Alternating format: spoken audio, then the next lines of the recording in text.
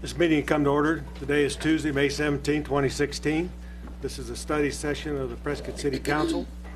I want to welcome everybody that's come today to listen to some of the issues that are facing the City of Prescott and the council here.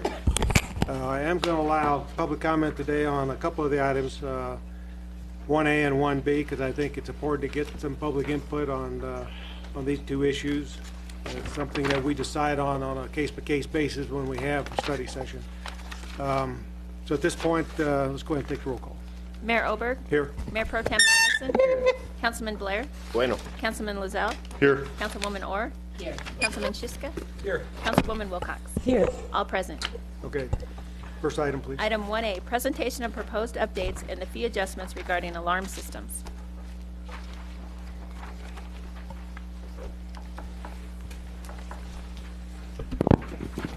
Good afternoon, Mr. Mayor, Mayor Pro Tem, Council. I appreciate the opportunity to present this to you for your discussion and your thoughts. My name is Amy Bonney. I'm the newly appointed Deputy Chief at the Police Department. I appreciate the opportunity.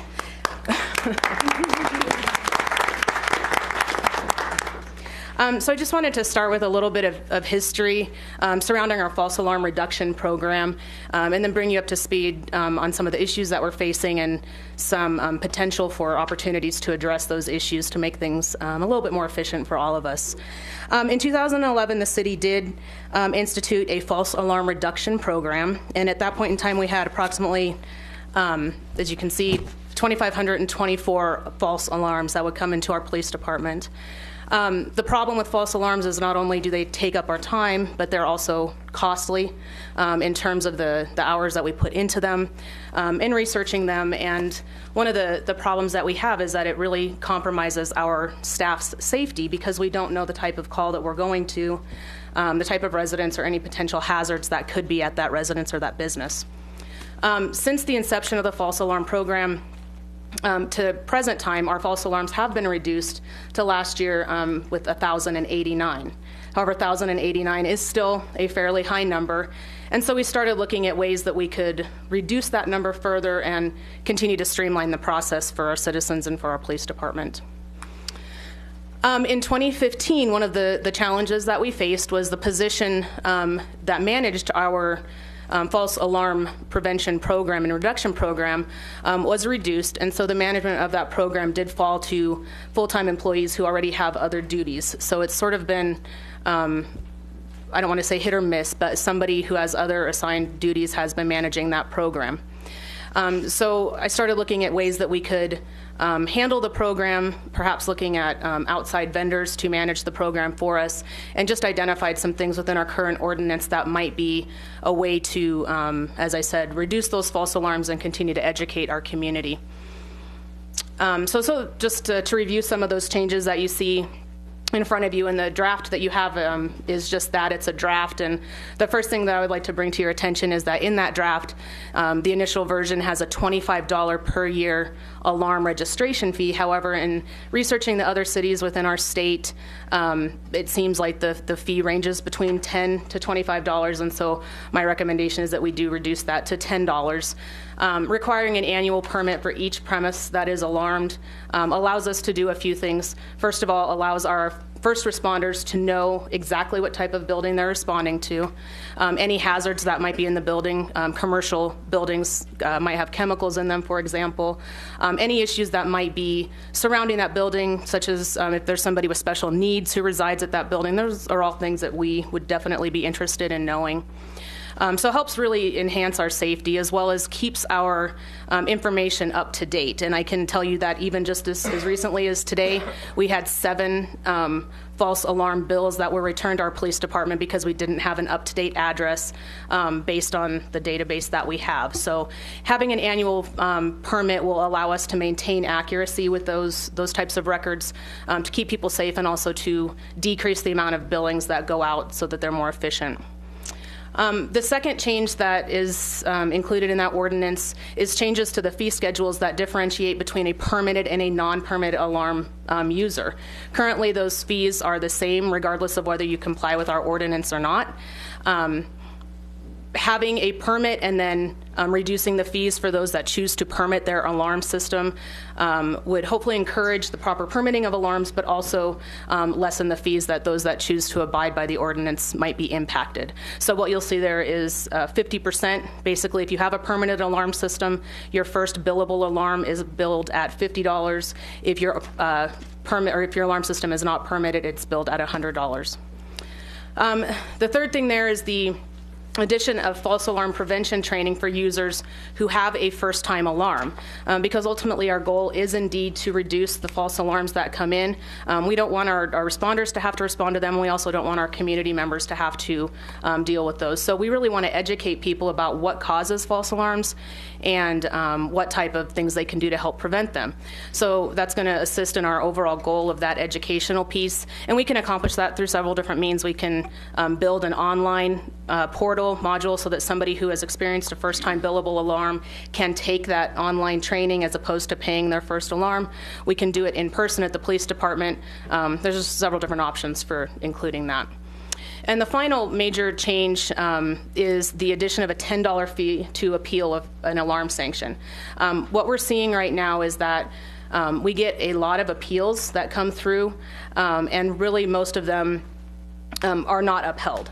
And so what we're proposing is that a $10 fee be collected upon the request for an appeal, and if the appeal is upheld, then we would return the $10 fee to the citizen, and if not, then that would go to help us support our false alarm management program.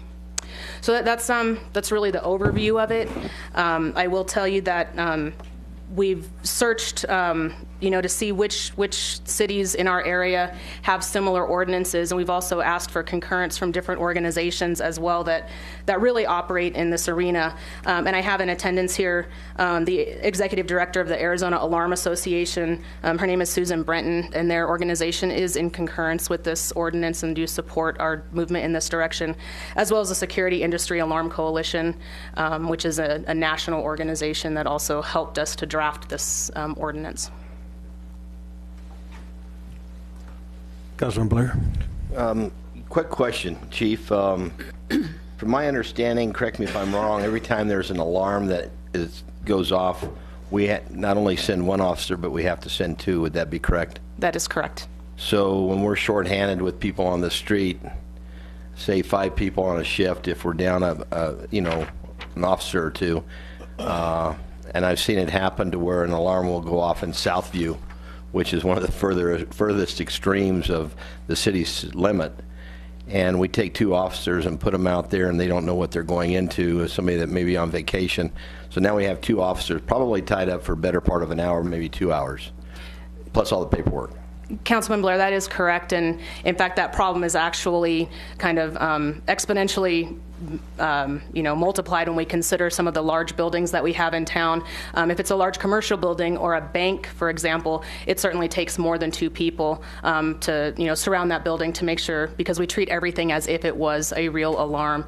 And if we require officers to actually enter the building, to clear the building, in some instances it takes far more than 2. So it is very time consuming and does definitely take up a lot of our resources. But the minimum is 2? Yes, sir. Thank you.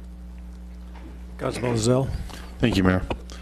Chief, when this first came out, at the time it was Chief Cable in 2011 that presented this to the council before I got on it. And I helped him vet this because I was in the risk management in the private industry. And I have no problem with the finding of false alarms. I think it has reduced, and we've seen that.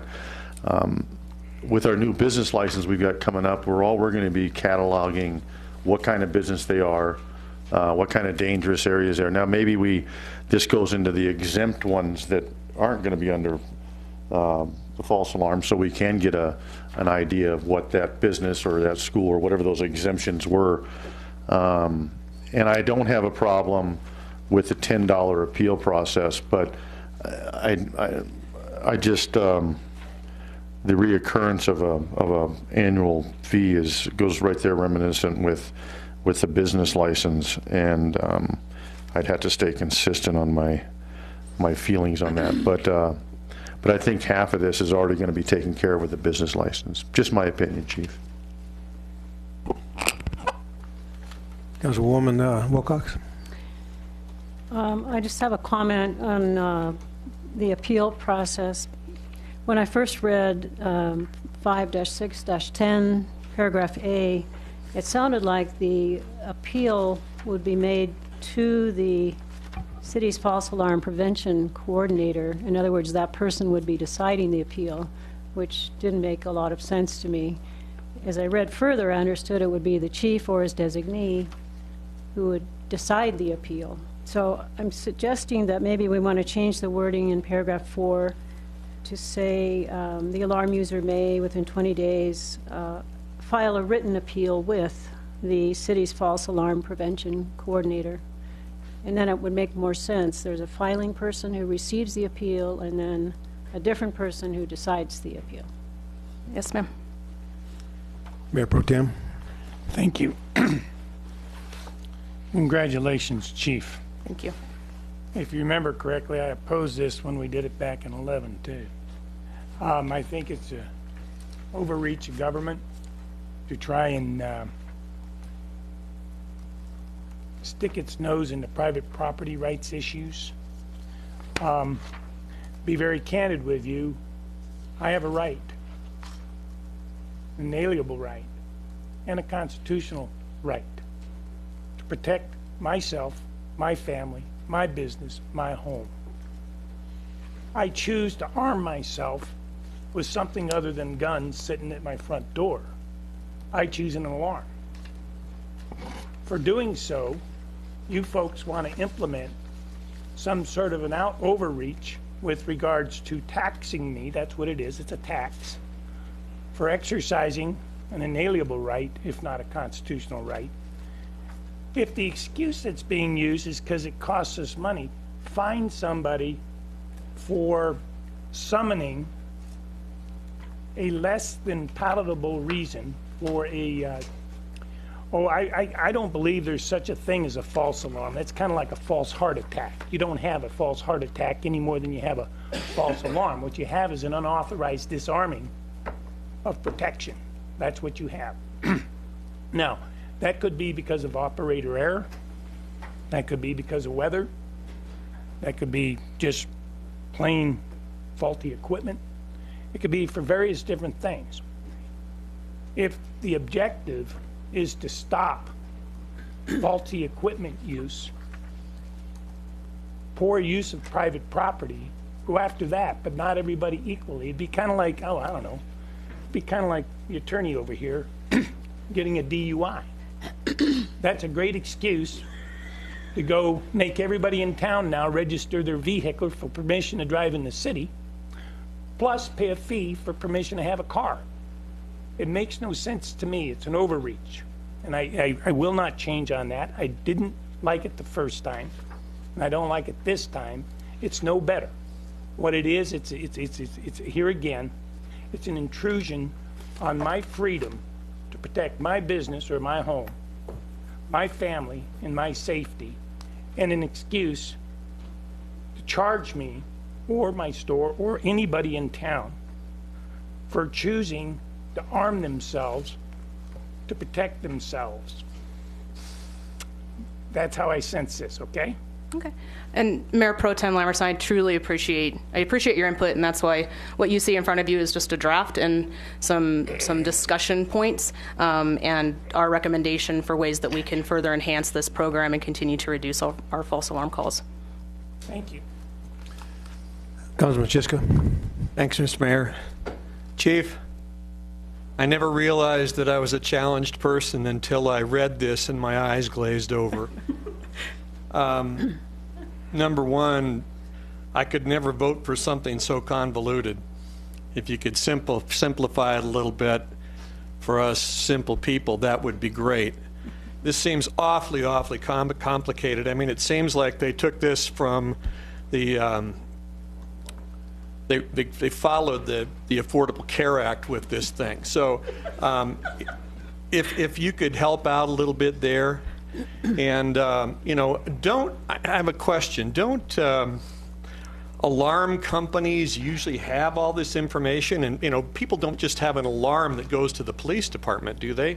It goes through a company. Yes. Don't these companies tell you that it's a residence and that, or it's a business, and that, you know, this is the information on that situation? Thank you, Councilman Shishko. Usually what we get from alarm companies, we do get a call directly from the alarm companies, and they will give us an address. Generally, they'll give us a responsible party, but that responsible party is the person that they have on file at the time of the alarm installation. So it really depends on if the property owner has updated that information. Beyond that, we don't have much information about the residence or the business or what could be inside, or any other hazards that might be there. Could we require the companies that have these alarm systems to give more information to you guys before you go out on a call? We can ask them, or we can build it into an ordinance as well, but I presume based on your previous comments that we don't want to add anything to this ordinance. Thank you, Chief. You're welcome. Councilwoman Orr? Chief, I admire your goal here, because every officer we have to take off the street to respond to a false alarm, and in many ways is harms other citizens because they're not available if we need them. I've asked several times, why don't we have more patrolmen on the street or downtown walking around? It's because they're doing other things like this. So thank you for this goal. I agree with Councilman Shiska that it is a little convoluted. If there's some way we could streamline it. I do like the incentive side of it. So you're trying to incentivize people. And just like it is with anything, a lot of this is educating the public. So what can we do to educate the public about what these false alarms are doing and the harm that they're causing the city in a roundabout way? So I appreciate your efforts, and but yeah, streamlining it a little bit, and but maintaining that incentive in there is good. Yes, ma'am. Thank you. Good job. Councilwoman Wilcox? Thank you, Mayor. Does this ordinance only cover alarms that are connected through our 911 system directly to the police department? Actually, we don't have those alarms. These are all proprietary alarms, and one of the things that is included in this that has been a struggle as of late is alarm systems that people can buy at retailers just off the shelf. And so while I don't have any hard numbers for you today, I can tell you anecdotally that we're starting to see a rise in false alarm calls just based on the fact that people are installing their own alarms and they might not be done to industry standard. So that's something that we definitely need to address. Okay, so there could be an audible alarm just that's tied to the building, and if someone happens to be walking by and hears it, they might call the police department? Yes, ma'am. Similar to like a vehicle alarm, and that's not included in here. That is not included in here? Your vehicle alarm is not included? No, ma'am. Okay. Well, I find this easy enough for me to read. I know it's a lot of ordinance wording, but I do agree that we need to go back to the purpose of the whole thing, and that is to make sure that we have industry standard alarm systems. We're not wasting the time of police officers who could and should be able to respond to other emergencies. And we need to get a little information about what type of building or situation they might be entering for their safety. So I support the ordinance. Thank you. Councilman Lozelle? Thank you, Mayor. Chief, what is the fine? I know the first one is a freebie on a false alarm. What's the second time? Currently, it's $100. In the new ordinance, if you have a permitted alarm, it is $50. A non-permitted alarm is $100. Instead of going with more ordinances, maybe we should go with raising that fine and putting that out there when somebody gets their business license, what the ramification is of installing your own alarm and not vetting it. If I get a burglar alarm at the college, my instructions to my monitoring company is not to dispatch you. That I authorize dispatch. They have to call me first and not directly to the 911. Now, fire is different. If a smoke goes off, then they dispatch fire. But I would I would think if we've already got it on the books as far as false alarms, let's look at maybe just increasing the fine on the false alarms. And we've already saw a huge difference with what we've got going right now. And if we take that up to 150 or 200 or whatever it may be, whatever that number is, whatever Mark thinks that, he likes, then maybe that's the direction we go. Mayor Pro Tem? Thank you. Again, Amy, none of this is meant personally. It is what it is, right? Yes, sir. I don't agree with exempting anybody. That's number one. I agree with Lozelle that if you really want to make an impact, you increase the fine for bad behavior, and it's bad behavior when you don't install equipment correctly that necessitates using public service, whether it be a fire alarm, little snots and stuff like to see all that stuff happen. And I think you go after the bad activity. You don't go after, here again, innocent people that haven't done anything wrong. There are hundreds of alarms in the city of Prescott that haven't done anything wrong. There's a few that have. And proportionately, some of the ones that you keep having to go back to are some of the same ones over and over and over. Some of these folks are also governmental agencies, nonprofit agencies.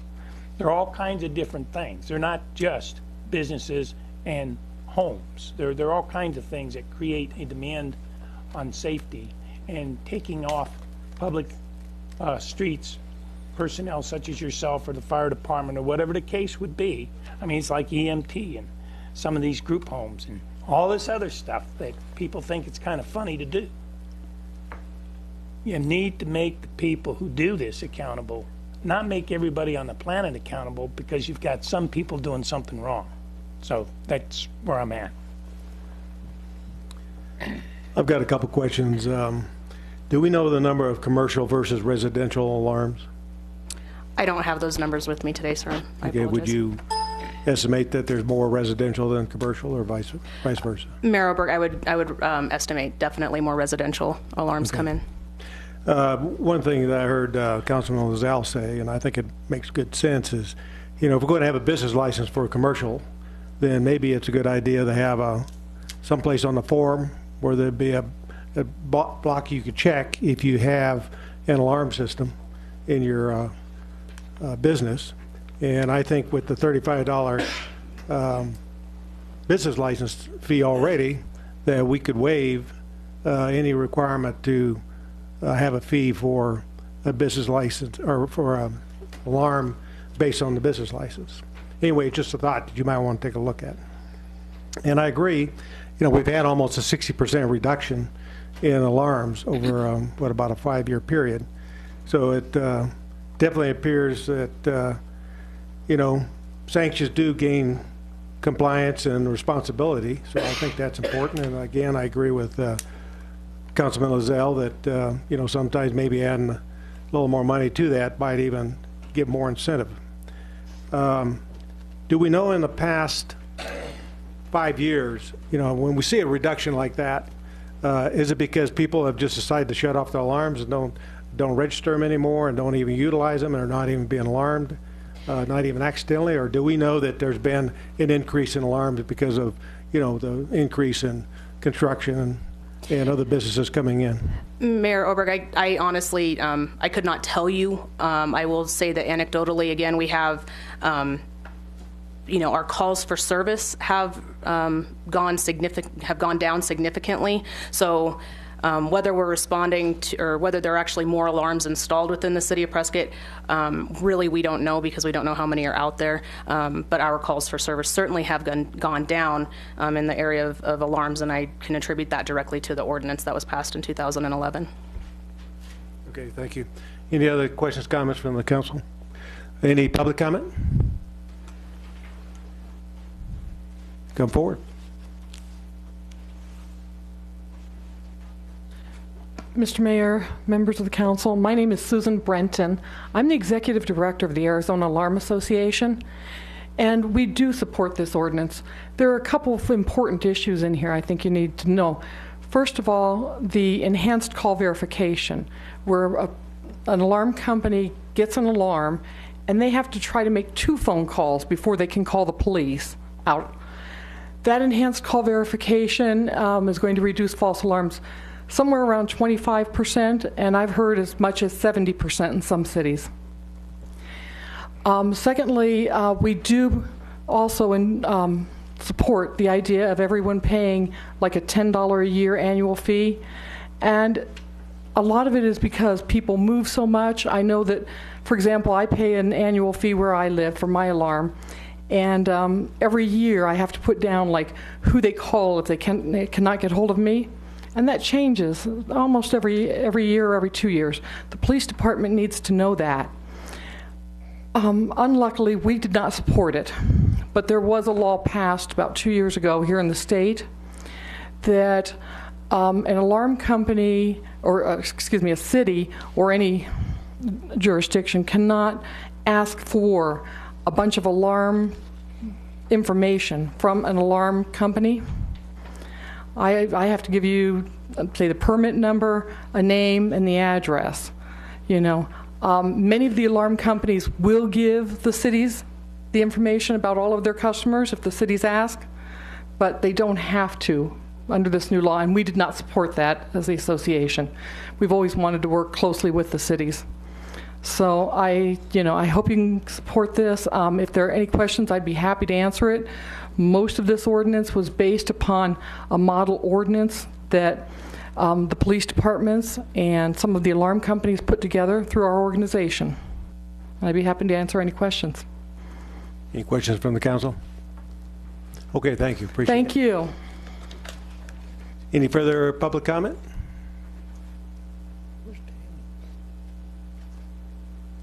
Okay, I think we'll go ahead and close this out.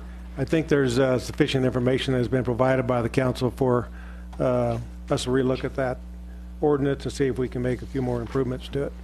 Thank you. Item B, please. Item 1B, presentation of general engineering standards to guide development and construction of public infrastructure projects.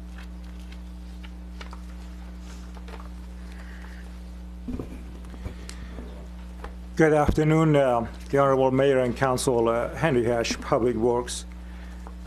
Today is actually a pretty exciting day for us to be here before you because engineering standard has been in the works for 8 years. Taken 8 years to get where we are here today. The engineering standard is a set of standards that most cities have had in place for decades. Prescott has not.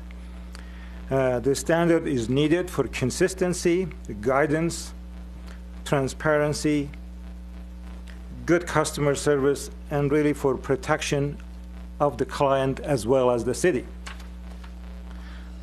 Developing GESs, we refer General Engineering Standards to GESs, has been the works for 8 years, as was stated before, but it didn't go far. Then we started again in early 2015. Thousands of hours of staff time has been spent on this to develop this document. Many meetings have been held with all of our stakeholders, engineers, developers, contractors, Yavapai County Contractors Association, and more. Several public informational meetings have been held to communicate and receive comments from all stakeholders. We want to make sure everybody is aware of it. The GESs were presented and discussed at the Unified Development Committee meetings 3 times in the months of March and April of this year. Many, many good questions, many good comments, and we made changes accordingly.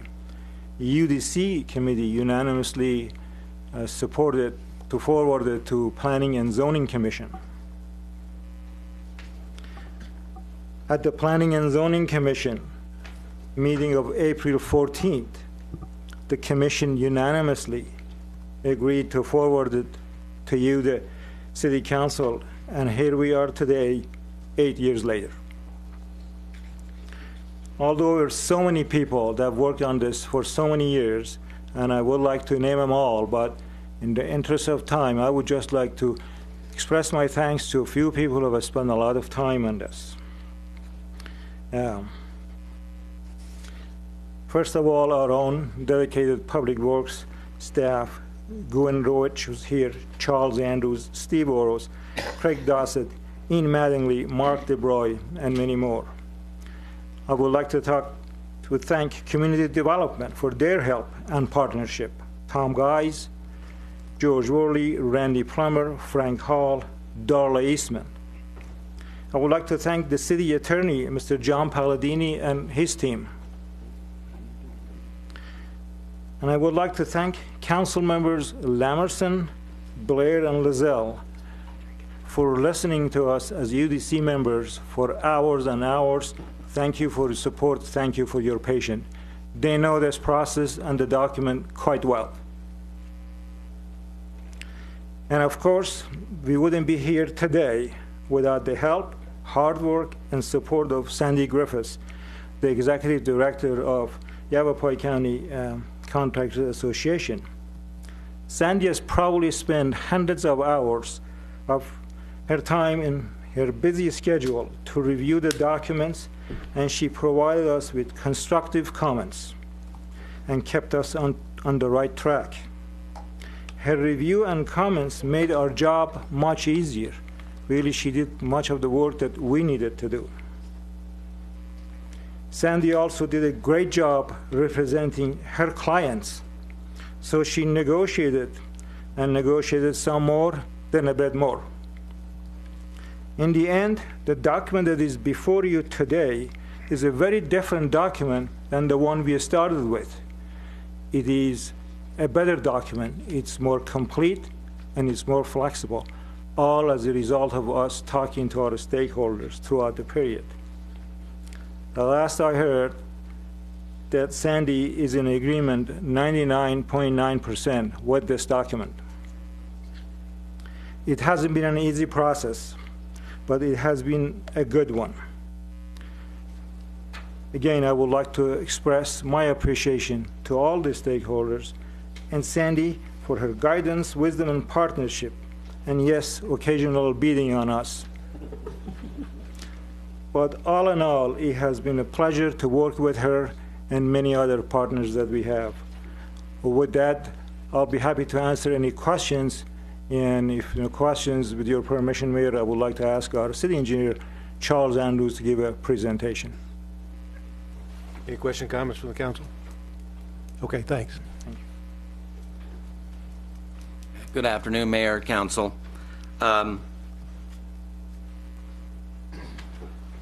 Why standards? Why GSs? It streamlines communication between developers, contractors, and engineers. It's the language that we talk. It streamlines construction practices and methods, which equals efficiency and provides for a consistent product. Just very quickly, I know Henry kind of touched upon it. In 2009, a committee of local engineers was formed to develop the GSs. In 2012, a specific engineering committee was formed for drainage due to its specialized nature. Starting in 2015, Yavapai County Contractors Association, YCCA, formed a working group headed by Sandy Griffiths. We received over 200 comments and questions. It really improved the document tenfold. I really do mean that. It really forced us to dig deep, to really, be open-minded, do more research, and we did all that. We didn't always agree, but it was a great experience, and it did encourage a lot out-of-the-box thinking. As Henry stated, we pretty much agreed on pretty much everything except a couple items. But it's true that YCCA and Sandy have been a great partner. The town of Prescott Valley approached the city. They found out what we were working on. They saw the value and all the good work that went into it. And they're working with us to develop regional standards, which again will streamline construction practices and methods between the two public agencies. Chino Valley and Dewey Humboldt, they're also interested. The new regional standards will be called Quad City Standards. We don't want to reinvent the wheel. We currently use Maricopa County Association of Governments, or what we call just MAG, standards and specifications. The vast majority of engineers, developers, and contractors are very familiar with MAG for construction activities.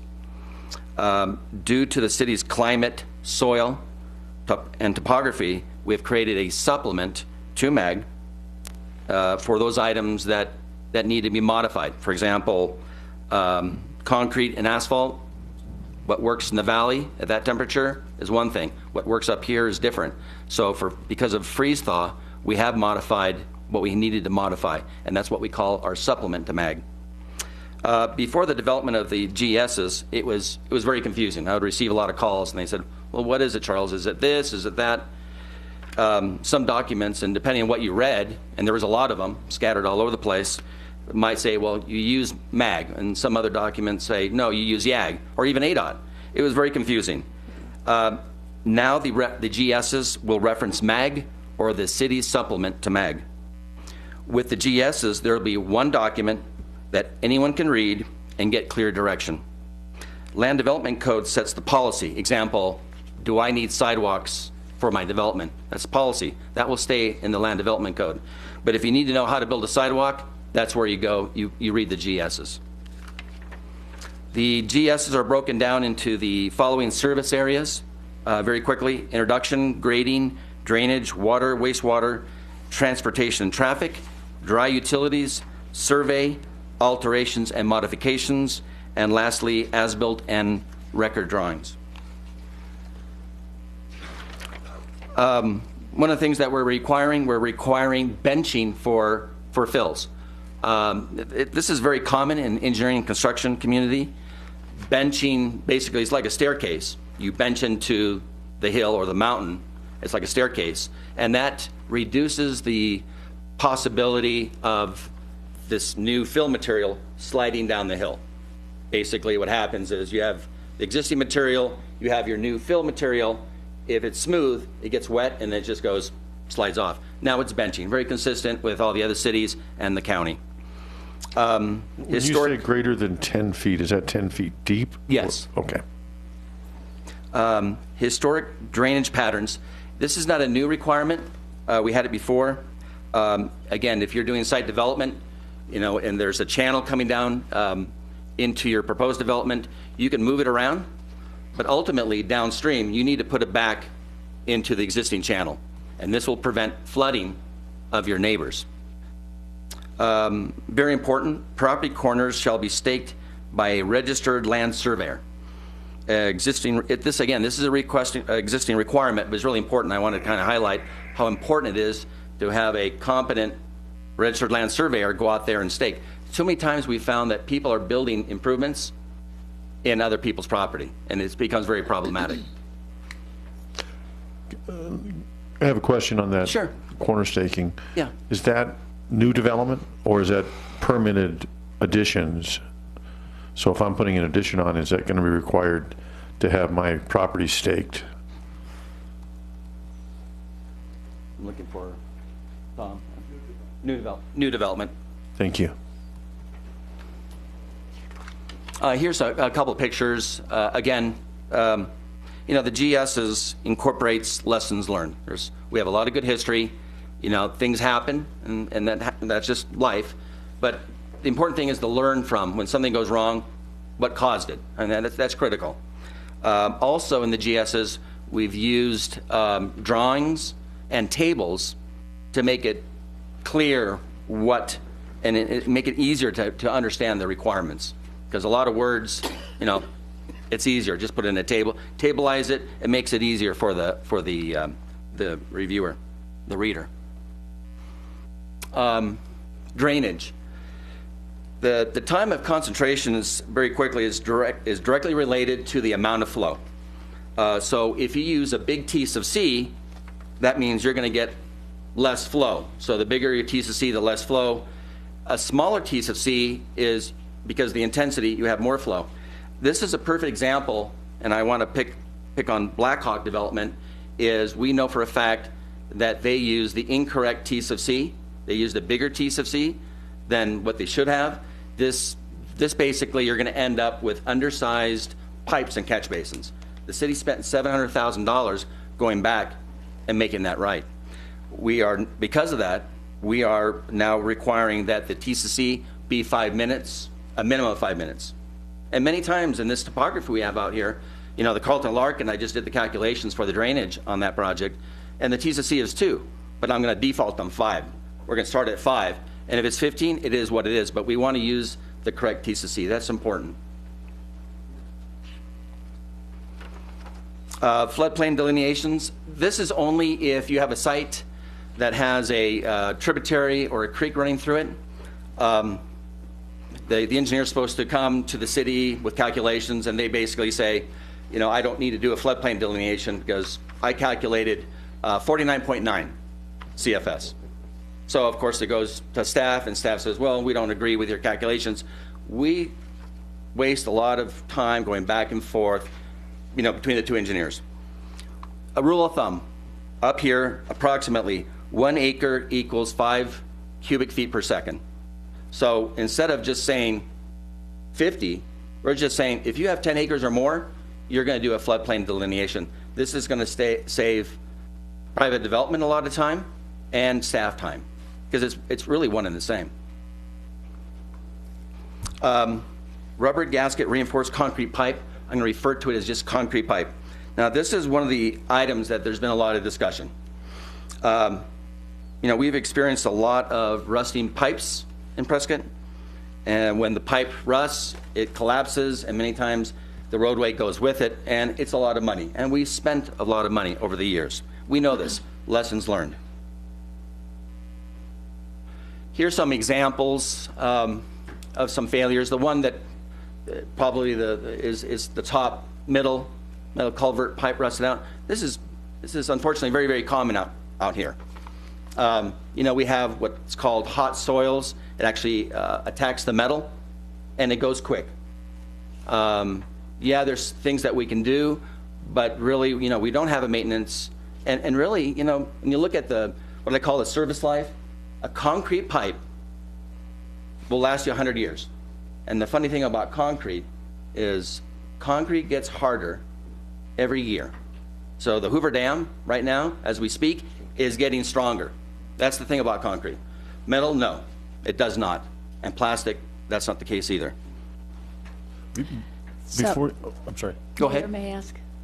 Mayor, may I ask a question? So, Will, as I read on here, it talked about the choices of pipes and what you're using would be one-on-one basis. I mean, you'll look at each case. Or am I misreading? Am I in the wrong place on that? No. Because it says considered on a case-by-case basis. Yes. So then the contractors will have some. Well, if the pipe is going to be installed in the public right-of-way, that means Okay. you all have to maintain it. Right. We want concrete pipe.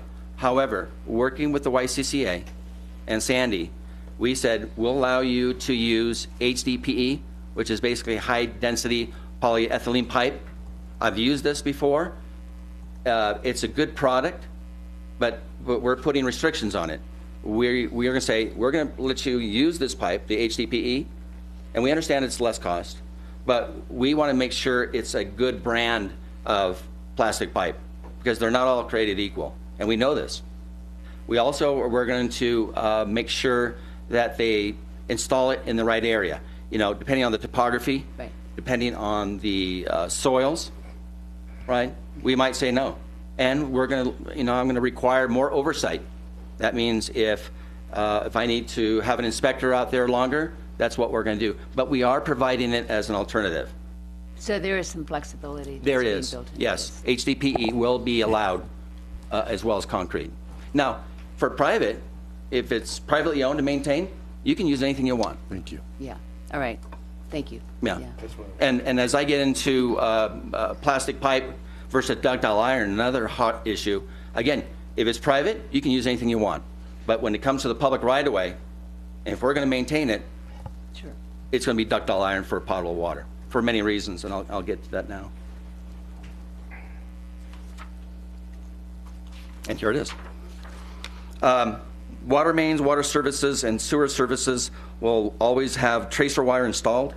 Again, this is kind of an existing requirement per Blue State law. We need to be able to be within 2 feet and find our sewer and water. So there's tracer wire on all public facilities. Again, if it's private, it's up to you. Standard service install. Here we kind of changed the detail to make it clear where the private line ends and where it becomes public. Also, we're using a 1-inch minimum service line. The nice thing about that is the customer can use a smaller meter, but for any reason, if they want to upsize their meter in the future, we don't need to dig up the road to put in a bigger pipe. So 1 inch. This will also be helpful to simplify city inventories and ordering of material, so we don't have all these different sizes in the yard. Utility vaults.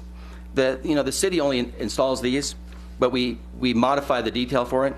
Right now, it's a manhole ring. That's how the personnel get into it. We're using a double hatch, and by doing that, there'll be more headroom for the workers. There'll be more elbow room, and more importantly, because it's open, we no longer need to follow confined space requirements, which is a federal OSHA regulation. So before, with the confined space requirement, you would need 2-3 workers to be there to make sure that everyone's safe. A tripod, you very carefully lower the person down. You'd have 2-3 people. Now with the double hatch, only 1 worker. So that's going to save time and money. The other hot topic I kind of spoke about is the PVC pipe, also known as polyvinyl chloride. There's some pictures there, and again, lessons learned. Now, I spoke to Craig Dosseth. He's our utilities manager. He's been here in Prescott for a very long time, and he has every failure, he has it documented. Unfortunately, he can't be here today, but again, I've been told that locally, except for 1 line failure, that was ductile iron, the rest of the failures have been the PVC pipe. Now, I'm not going to tell you if it was the material that made it fail. I'm not going to tell you it was the workmanship or how they installed it that made it fail. All I can tell you that the vast majority of all failures have been the PVC pipe. But I can tell you that plastic pipe is not a forgiving material. Ductile iron is. The sun affects pipe. Many times I've seen on the construction yard, they have PVC pipe and it's out there in the sun for weeks. That's not good. It becomes brittle. Then they put it in the ground. Then we have problems. Also, chlorine makes it brittle as well. And it is, after all, it's potable water. There's chlorine in potable water. It makes it brittle. And again, we have a lot of rocky topography, a lot of rocky soils up here. It just takes 1 rock in the trench, like this, and it'll make its way, as it vibrates, it'll make its way through the plastic, and then we have a rupture. Every time a water line ruptures, or the plastic pipe cracks and leaks, that puts our entire system at risk. Again, ductile iron is much more forgiving and stronger in many ways.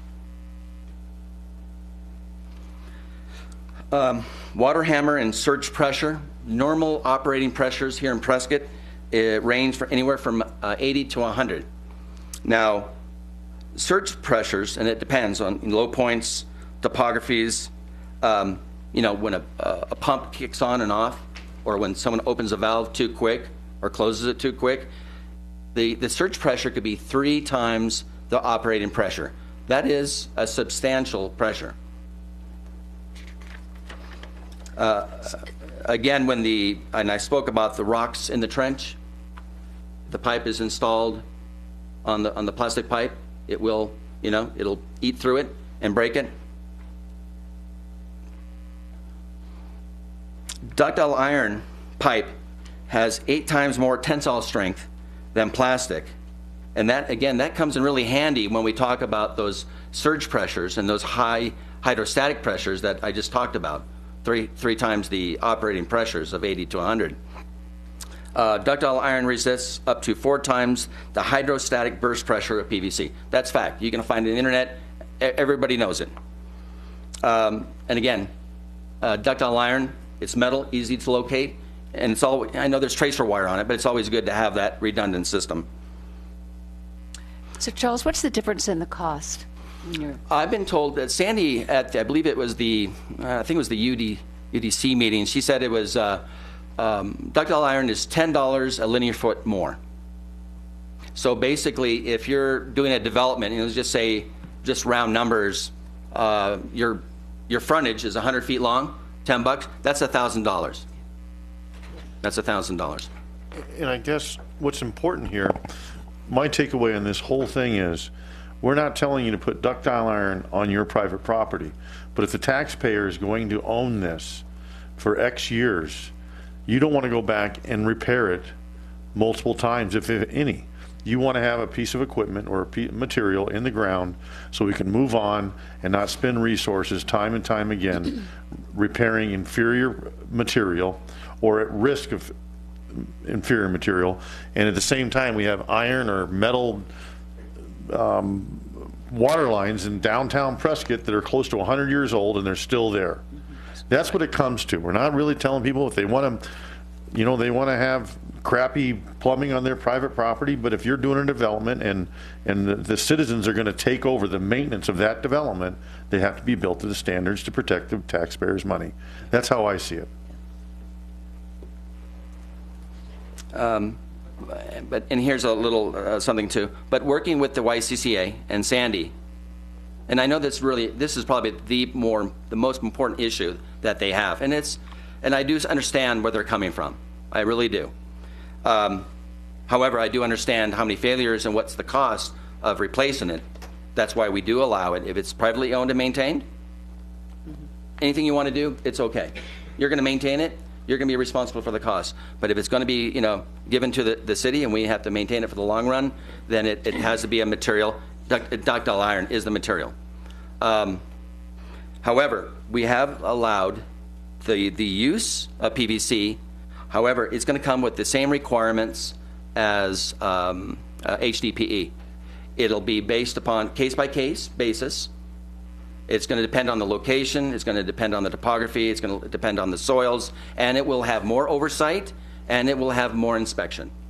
So, because, I'm not going to, there's probably some places out here where there's not rock, and it's pretty safe, and if we're out there, and if it's a good material, we should be good.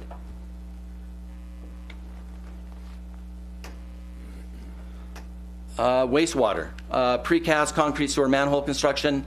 We're adding steps to our detail. This will make it safer for the field personnel. Access to manholes continues to be a problem. And I'm just going to flip to the next slide here so you can kind of see some pictures here. You can see the top right picture. It looks like someone's backyard. You can see the word manhole. That's in someone's backyard. Very hard to get into someone's private backyard and when we need to maintain the sewer line. So there's new verbiage in the GSs to make sure everyone understands you can't block access. We need access at all times. And you can't lock the easement with, with a fence and lock. And then there's the top one there, the trench collar failure around the manhole. We changed the detail, and what we're doing is we're calling for stronger concrete, and we're adding a rebar loop that will make it stronger so we don't have failures like the one that you see there. And also, there's going to be verbiage as far as directional drilling. Directional drilling, you're going like this, and there's lines, and they nick it, and that causes the city money. So we're gonna tell them, before you do a directional drilling, you need to pothole all the lines, and that's really, it's kind of common industry standard. Seems to me, if I can, Yes. if you're going to start requiring, some of the things that you're requiring, though, ultimately are going to cost the citizens more money, the taxpayers more money, because it's going to be more difficult to remove that concrete around the manhole if you put rebar in it when we go to resurface a new road or raise the utility. So therefore, the cost is going to be higher to the contractor. Sure it will. I'm kind of thinking, with a jackhammer, you can pretty much go through anything and rebar. I mean, I've seen a lot of demo of rebar reinforced structures, and they get through it. I'm not, that's something we can look into. Maybe I guess my question is, and I drive around a lot and see a lot, to me, the concrete was probably installed wrong here in this picture because you don't see a lot of that type of deterioration. Right. And that very well could be. That very well could be. And one thing, too, is we seem to have a problem. So, it's kind of lessons learned. We see the failure of these collars. So we're trying to make changes to see if we can stop the breakage. But again, the GS is not set in stone. We're continuously looking at it and reevaluating to make sure that it works. We're still getting comments from all over, and it's kind of late. We've been at it a long time, but we're still collecting these comments, and we're still looking at them because every comment or suggestion is a good one. After reading this whole thing, I forgot something. For example, the private residence where there was a nice surface for the fountain, because that's where I actually put the fountain, because Nice it's level flat in surface. that rock yard. What would be required for, not here, because that would be like a 2-lock if you'd have a city lock and Right. lock. That's an easy remedy. But on private property, even though it's an easement, what would be your remedy there? Would you say you can't fence it, you can't lock it? I mean, should you have a 6-foot gate? I mean, is it? That would be a solution, is like provide a gate with a double lock and give a key to the city to right. get in. Now, the problem is if we need to get A piece of equipment. then we need to take down your fence. Sure. So it's like, well, we might allow it. Gwen will talk about variances. Like that fence panel, Yeah. it was constructed in a way that you could remove the whole panel Right. if needed to have access. Right. A lot of utility stakeholders like APS and telecommunications and gas, basically, there's a lot of PUEs everywhere. Mm-hmm. And people build in them all the time. And, what they do is when they need to access their facilities, They tear it down. they tear it down. Well, Yeah. I don't want to be that way. We want to stop it. We want to make sure they're aware what they're doing. Sure. During plan review or something. Next, if there's no more questions for me, next is transportation and traffic. Ian Mattingly, the city's traffic engineer, will present the next few sections.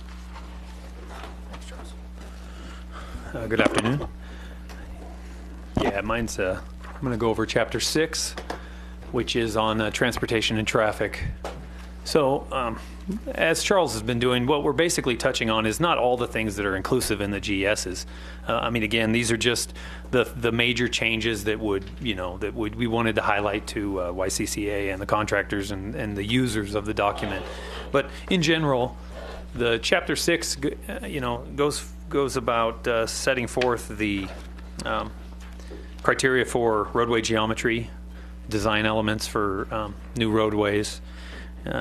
It sets forth the street typical sections, goes over things like signing and striping.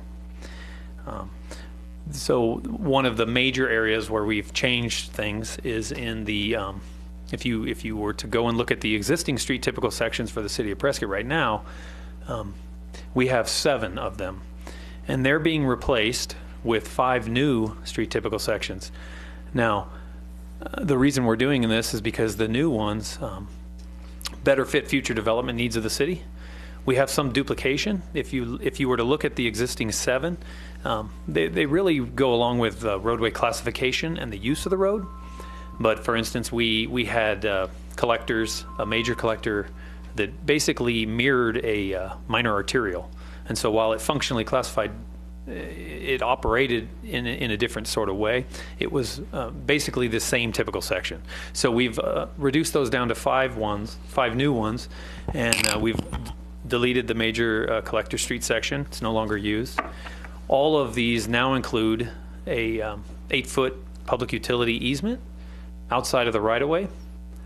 And that provides us the space that we need on our roadway sections to put the utilities outside of the right-of-way. We've made some changes on them in regards to the type of curb we're using. We use rolled curb standard now for local and collector streets, and that's a pretty good benefit for a developer and just a homeowner in general who's building a house, because we don't have to do individual curb cuts for driveways. So where before, if we had vertical curb, we'd have to come in and then cut out that new section of curb and gutter. Now they can just build the driveway anywhere along the frontage of their lot, and it basically aligns. See, and by a rolled curb, is that exactly what you're saying? Yeah. It's not a step. Yeah, it doesn't have that vertical surface on the front, Ian, 90 degree. I'm not sure if this is where we were talking before. If you're looking at like a unusual topography where you've got a lot of cliff cuts and stuff, Sure. that would make it really economically infeasible to put an 8-foot right-of-way, is that where we're going to give and take on this? Yeah, that's exactly that's one of the comments we heard during the meeting process, was that because of the right of way and then the 8 foot on each side, if you're looking at infill projects or this, additional phases in subdivisions that are currently being built, it would be difficult to fit the new typical section that we're calling for on those. Right. And so there was a call for, or a request, that we maybe develop a hillside standard detail.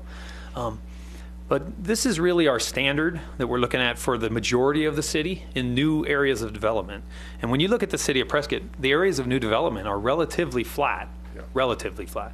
And so we basically discussed the fact that through the alteration and modification chapter, that we would consider hillside areas to have variations in that right of way, or the PUEs.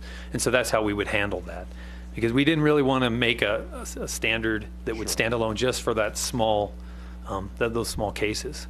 And then we also we've been listening through the years, and we've introduced a 12-foot shared use path on minor and major arterials. So where we always had sidewalk on both sides and bike lanes on both sides, now our typical sections include, on the higher speed, larger roadways, a shared use path on one side, so that we can get the bikes, have an actual off-street facility for them. So our typical sections include that as well. This chart just goes over some of the 5 new details are listed there. So we have the local residential.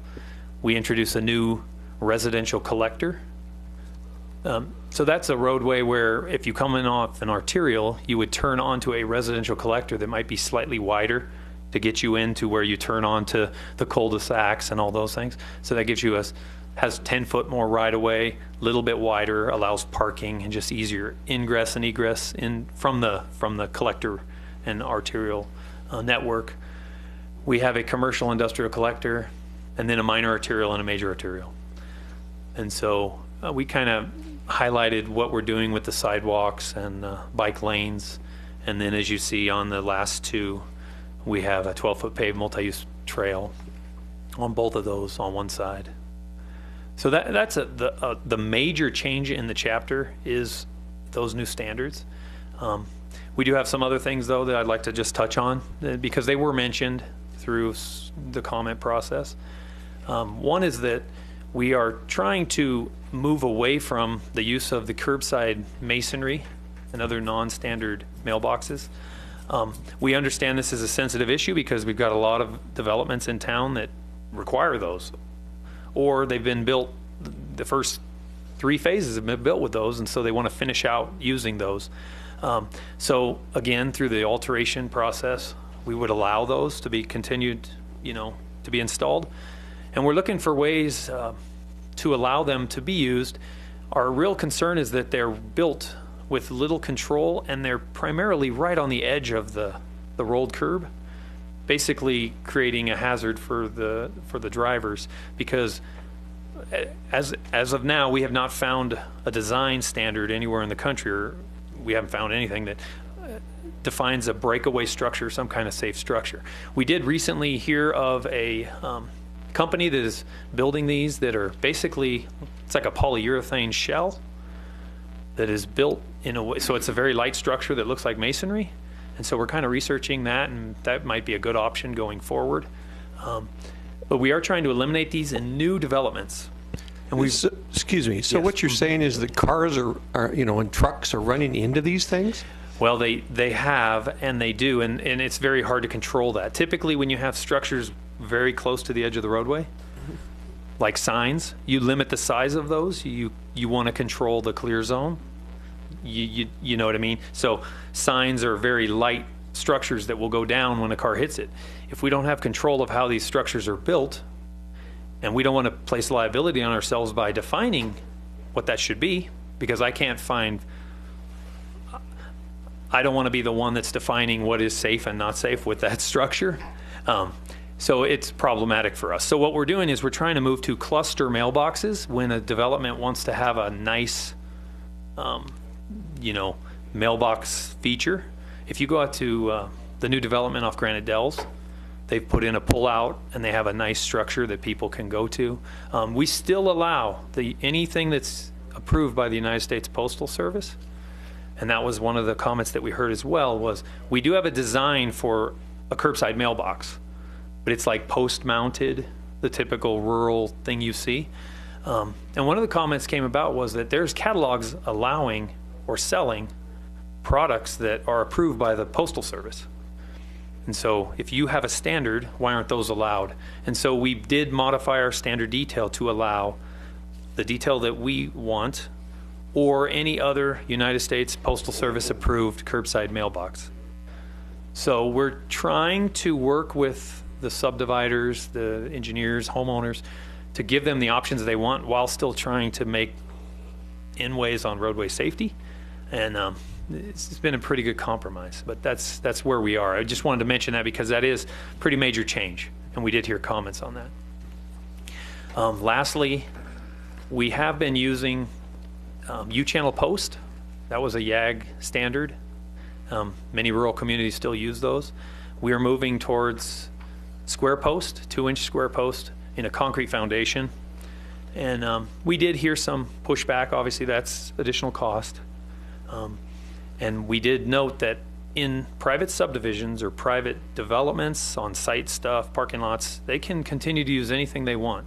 But when we are taking a subdivision back, our new standard will be for our own crews and our own projects, square post. And so we'd like to be consistent, and that's what we're heading. Again, we went back and forth, and I think that YCCA was satisfied with that compromise on that. But those are the main changes in the traffic and transportation section. If you have any questions before I sit down and give back to Charles, I'd be happy to answer them. Ian, is there anything in here that addresses using audible signals for crossings at certain streets? So there is nothing specifically about that. I can tell you that the use of those type of systems is not a mandate by the Manual on Uniform Traffic Control Devices, and in fact it actually goes, it states that they should be used selectively. That's kind of the direction that they're still getting, is that they should be used when there is a need. So we're not requiring them to be placed. I will say that we would consider their use. Signals are not built every day here. And so not everything that you're going to find in the GESs will cover every type of construction. While we do talk about signals and general things regarding it, I think we mention the audible systems, but we do not require them at this point. And so we would look at that on a case-by-case basis, and the location of the signal and the needs, schools, you know what I mean, where it was being placed. Okay. But that's how we addressed that. Okay, with that, I'm going to turn it back to Charles. I think we're on Chapter 7. Thank you, Ian. Just, we're almost there. Chapter 7, dry utilities. I guess the main thing here, this is 3 good examples of why we require separation between our water and sewer and other person's utilities like gas, telecommunication, fire. You can see that the top right, that's actually a fire hydrant. That's a water main. That's actually a 8-inch pipe, DIP actually, into the fire hydrant. You can see with all those pipe, there's no way we can get in there and do the work. It's just, there's pipe all over the place. The bottom one, good example of someone, it looks like to me like it's a water service. There's a water meter and some kind of irrigation system on top of our thing. So when we have to do repairs, that takes us a lot more time, which costs us a lot more money. So the big thing about Chapter 7 is separation between pipes. We are, again, requiring 2 feet horizontally, 2 feet vertically. That'll allow field personnel to go in there, have room to make the repair, and not end up having to do a lot more work. Survey, the one big thing here is we modified this detail here. We've basically, what we're finding was these survey monuments were being hit by their snowplows, so we're depressing it slightly in the pavement so they don't get hit. And also, before, there was a concrete bottom to these monuments, and then we found, talking to the surveyors, it was like, it's full of water, So we're getting rid of the concrete bottom. We're putting sand so it can basically kind of percolate through the sand so it's not just collecting water. Chapters 9, 10, and will be presented by Gwen Rowich. Thank you. Charles, before you go anywhere. Yeah. I have something that's nagging me, and it's been nagging me forever. Sure. I don't know where to talk about it, and it seems good enough for me to talk about it now. Is the design process when you put in the manholes and the sewer utilities and the water caps, who designs those, and why do they automatically put them in the drive lanes so your tires are hitting them all the time instead of in the middle when they're designed? It seemed to me that we'd have lesser of issues when it comes to resurfacing roads in those drive patterns instead of putting the utilities right in the middle. You're absolutely correct. Sewer manholes or valves or anything should not be in the wheel path. If these are your lanes, your wheels here, this is where, in the middle, that's where you put your manholes. And again, the GS is one thing. We're also developing, better practice as far as during plan review to make sure we catch these things before they get built. I can tell you it hasn't been all that long ago when Iron Springs Road and Willow Creek was done, and they're pathetic. And hopefully have an eye on detail next time to reposition those. We'll do a better job. What, sorry? Sorry. Thank you, Charles. So one of the most important parts of this document is how do we deviate from the standard when we have conditions that warrant that. And so Chapter 9 is all about alterations and modifications. And we're not calling it appeal because it's not an appeal. We've said what the standard is. If you have conditions on your property that warrant altering or modifying the standard, that's what we want to do.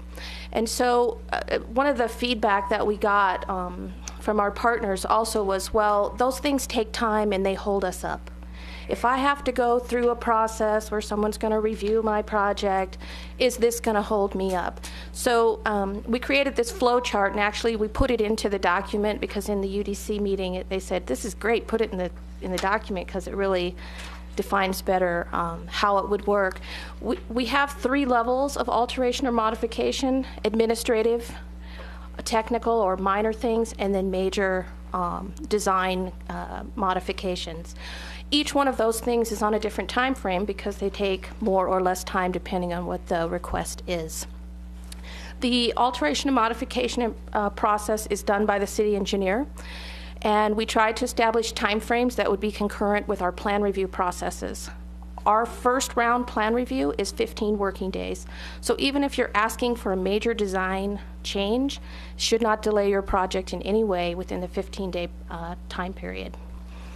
Once the city engineer makes a written decision, you can appeal his decision. If you don't agree with his decision, you can appeal it to the Public Works Director.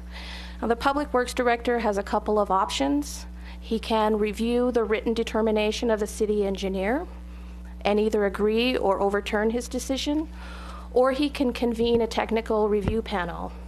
That review panel would be made up of 1 elected official, 2 design professionals, and we didn't state specifically what those are because depending on the request it could vary, 1 community member, and then 1 licensed contractor. So we wanted to have a good representation of all the aspects of the development, from the design through the actual constructability, on the technical review panel. So obviously if someone were to appeal a decision, that could take as long as 30 additional days to give a determination. Once the Public Works Director makes a decision, that decision would be final. Is there any questions about alteration and modification? Okay. No questions, just that I think that's a great compromise. Thank you. The last chapter of the book talks about record drawings. The city does maintain record drawings of all public infrastructure. We have an extensive library dating back to 1901. All of that library has been scanned now and it's digital, and we do use it on a regular basis. And so there are specific guidelines regarding the requirement for record, or some people refer to them as-built drawings, to come into the city. And then finally, and Charles touched on this just a little bit, but when we began this process, not only were we writing the general engineering standards, but we were modifying the standard details, of which the city has about 75 currently, standard details or pictorial drawings of how things should be built. At that time, the town of Prescott Valley came forward and said, hey, the YAG standards are outdated, we don't use them, and we would like to have a regional standard. Would the city of Prescott be open to partnering with us? And we said, well, you're almost too late, because they came in January, and that's at that time we had kind of started our public process. So very quickly we sat down with them and did a 1 or 2 day brainstorming of these, and we came up with what we're calling the Quad City details. Now, not every detail is applicable to Prescott and Prescott Valley. They have some details that are specific to just them, and we have some details that are specific to just us. But I can tell you that about 80 of the details are Quad City details. It is our hope that we'll no longer hear, well, that's how they let us do it in Prescott Valley, and it's their hope that they'll no longer hear, well, that's how they let us do it in Prescott. And we're also hoping that, it'll help the contractors know this is the standard no matter where I build in the Quad City area. Chino Valley and Dewey Humboldt are also very open to adopting the Quad City standard details. They're watching and waiting to see what happens here first. So at this point, I guess we'll open it up to any questions that the council might have. It's our intention to bring the general engineering standards back to you at your regular voting session on June the 7th. Questions, comments from the council? I have one comment. Later this evening on our regular meeting agenda, we have a $1 million contract to award to repair a couple of culverts in Yavapai Hills. And from reading the staff report, I understand the repairs necessary because of damage due to a storm event. And in general, I know you can't answer specific each situation, but in general, are these standards going to give us the ability to require designs that will handle larger storm events, which we seem to be having more and more frequently?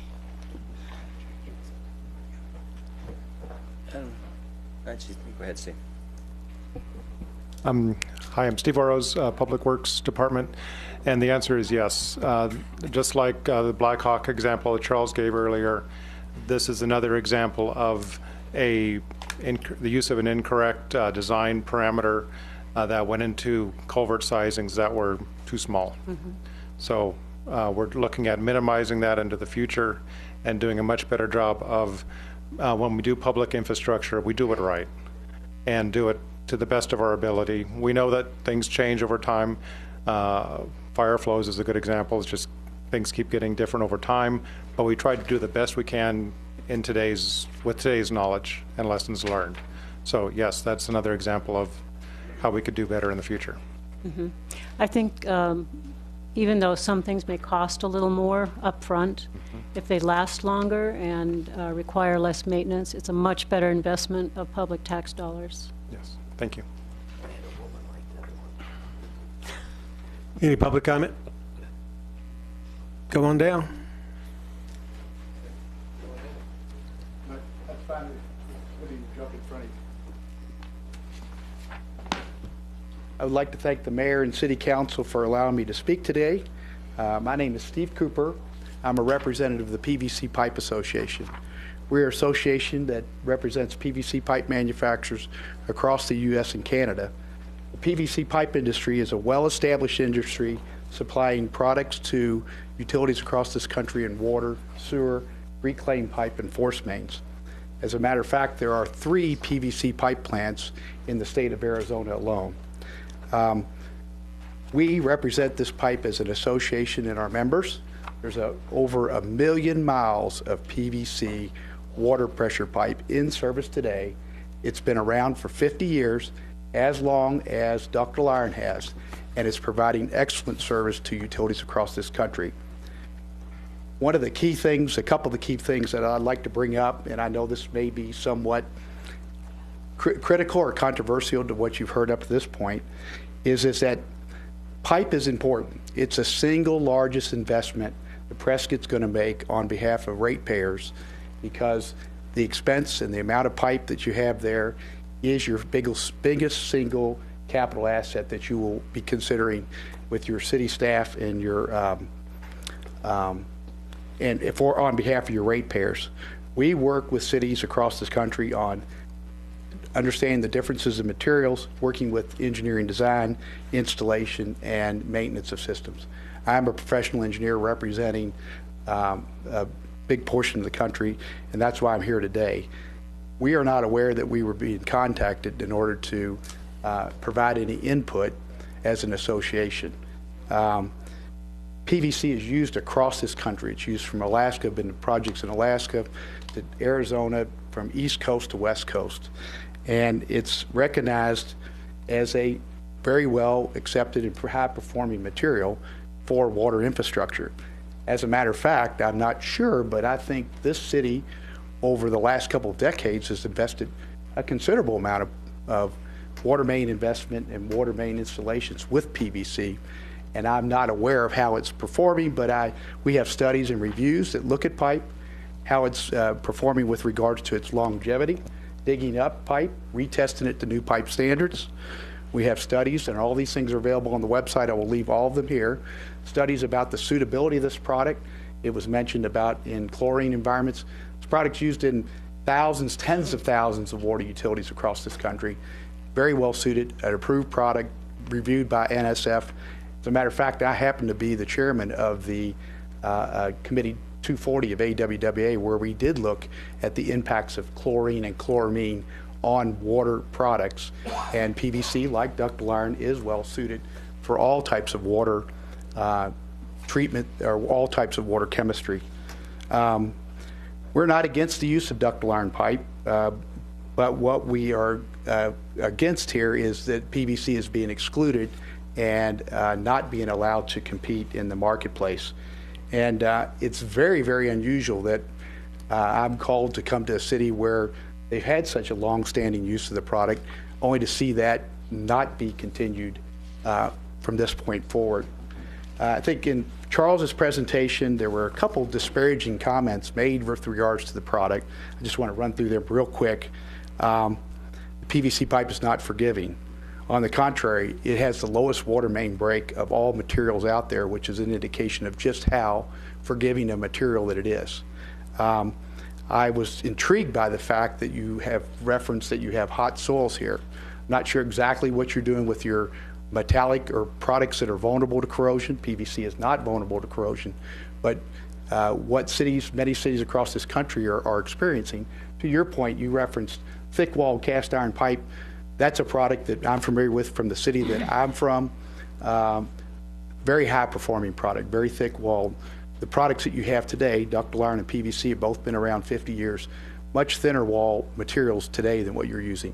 That added wall thickness is what provided a lot of longevity. So I think that I'm not sure what class of pipe you're speccing. I'm not here to talk about that. I'm here to represent PVC pipe. So we talked about chlorine already. You said that your average system pressures were 80 to 100 psi. We have reports, and it's in this report here on the water main break study, that the average system operates at about 77 psi. So you're not unusual here. This is not the topography is not unusual. The operating conditions are not usual. You're very typical of water utilities across this country. The current product that you've been using speccing is a DR14 product rated to 305 psi. Most common PVC pipe used out there is a DR18 rated to a 235 psi, much higher than what your system operating conditions are. And the last thing is, when it was mentioned that it was the PVC pipes problem as maybe an inferior product, I'm not sure, but it sure looks like to me that it may be an installation-related concern, which obviously there are many elements that have to be done in order to have a long-life product. But I can assure you that none of the products that are available out there today would want rock impinging on the bottom of the pipe, okay? That's not going to be the case for any pipe product because all these materials need to have good and ample bedding underneath them, and that's just what you run into with cases of rock. And as I said, there are many areas in this country, Colorado, West Virginia, the city I'm from, a lot of the PVC pipe, we were a system of a third PVC, a third cast iron, a third ductile iron.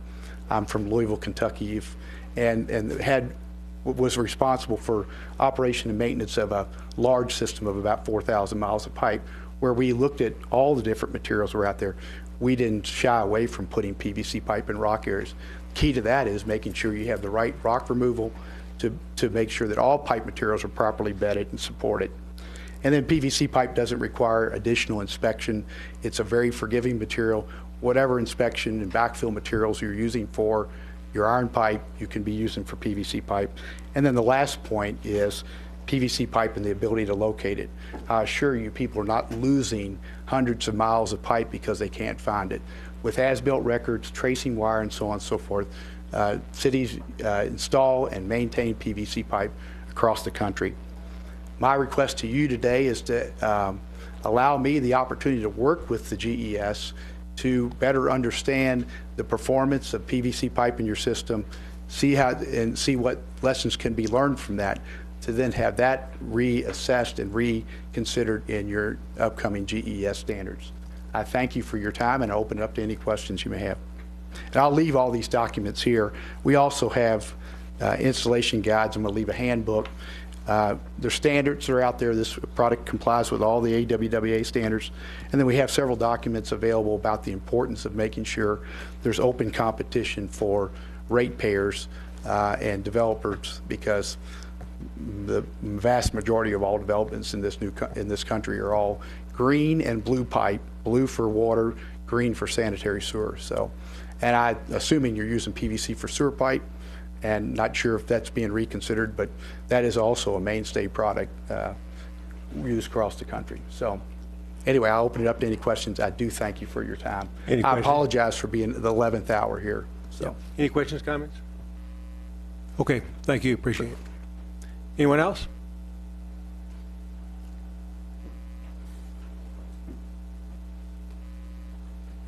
Mayor and Council, my name's Tom Devereaux. I'm used to dabble in contracting, but now I guess I'm just a developer. Any rate, if you guys will turn to page 275, I'd like to talk for a while about corp stops and horizontal restraints. I'm kidding. And if anybody has any questions about what I think about what Charles Andrews said, you can ask me now. I'm kidding about that too. And I just wanted to say, I've worked with these guys on this cursorily. I'm on my last subdivision, and it's a tough one. Some of you know it, some of you live in it. But these guys have been great. Before all this, they've been very responsive and very flexible. We have a very unique piece of real estate that this all lives in. Lots of rocks, lots of trees, lots of blasting, lots of hammering. And lots of problems that crop up after the process, after the permits have been issued. And these guys have been responsive. They've been flexible. They've promised that they're going to continue to be that way under this new GES. All this really does is it levels a playing field, gives us a place to start. It isn't going to work everywhere. If you read the code, the main thing in it is to try to keep Prescott like it is. Don't blow up rocks that you don't have to. Don't cut down trees that you don't have to. And these guys are sensitive. Everybody's been sensitive to that. I have absolutely no complaint at all there. And I just wanted, and I know how hard these guys have worked at this, and I know how much they don't like to hear me come down there and complain about stuff. But they don't say anything. They listen and they've responded. And I just wanted to put in a plug for them. They've done a good job, and they've been a good team to work with, even prior to this new GES. And I don't want to hear anybody say again, this is going to cost the contractors money. None of this is costing the contractors money. If you have a level playing field, the contractor bids the job to be built to the new GES. If it's a developer, it's not going to cost the contractor money, it's going to cost the developer money. And if it's going to cost the developer money, then he's going to charge you guys more for the lots. It's that simple. But now those people live here, now they're taxpayers, now they don't want to pay the bill for fixing bad infrastructure either. And by the way, Steve, we didn't change anything in Willow Creek Road. Those sewer lines and water lines were there. We just built a road over them. I understand. That was pointed right at you, too. I got it. Anyway, thanks for your time, and see you guys. Thanks, Tom. Anyone else? Come on down. Mayor, City Council, my name's Todd Flick. I'm a regional distributor manager for a local distribution house, and what you guys spec in your GES is what I get to sell. My concern is that I have some time limit. You guys switch a GES product, you go from import fittings to domestic. Well, I got $750,000 sitting in town out there at the airport, and some of that now I can't use. What I'm looking for is some sort of a time span. You have 30 days, 60 days, 90 days to help me move my products so it doesn't cost me, a local business guy, a big chunk of money, and keep supporting the city of Prescott. Does it go into effect? Henry, when will it go into effect?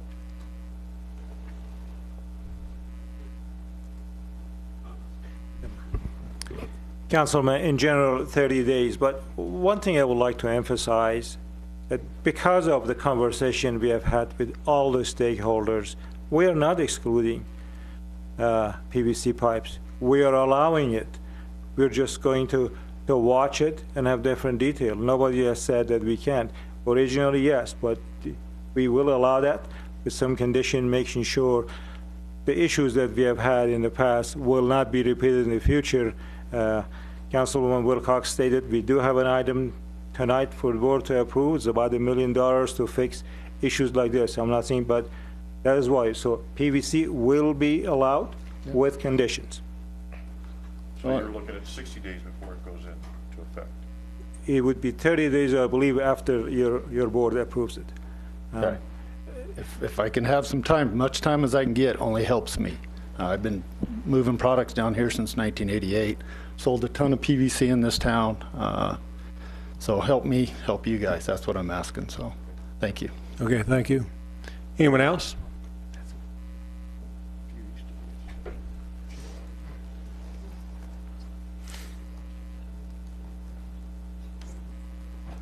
Mr. Mayor, good afternoon.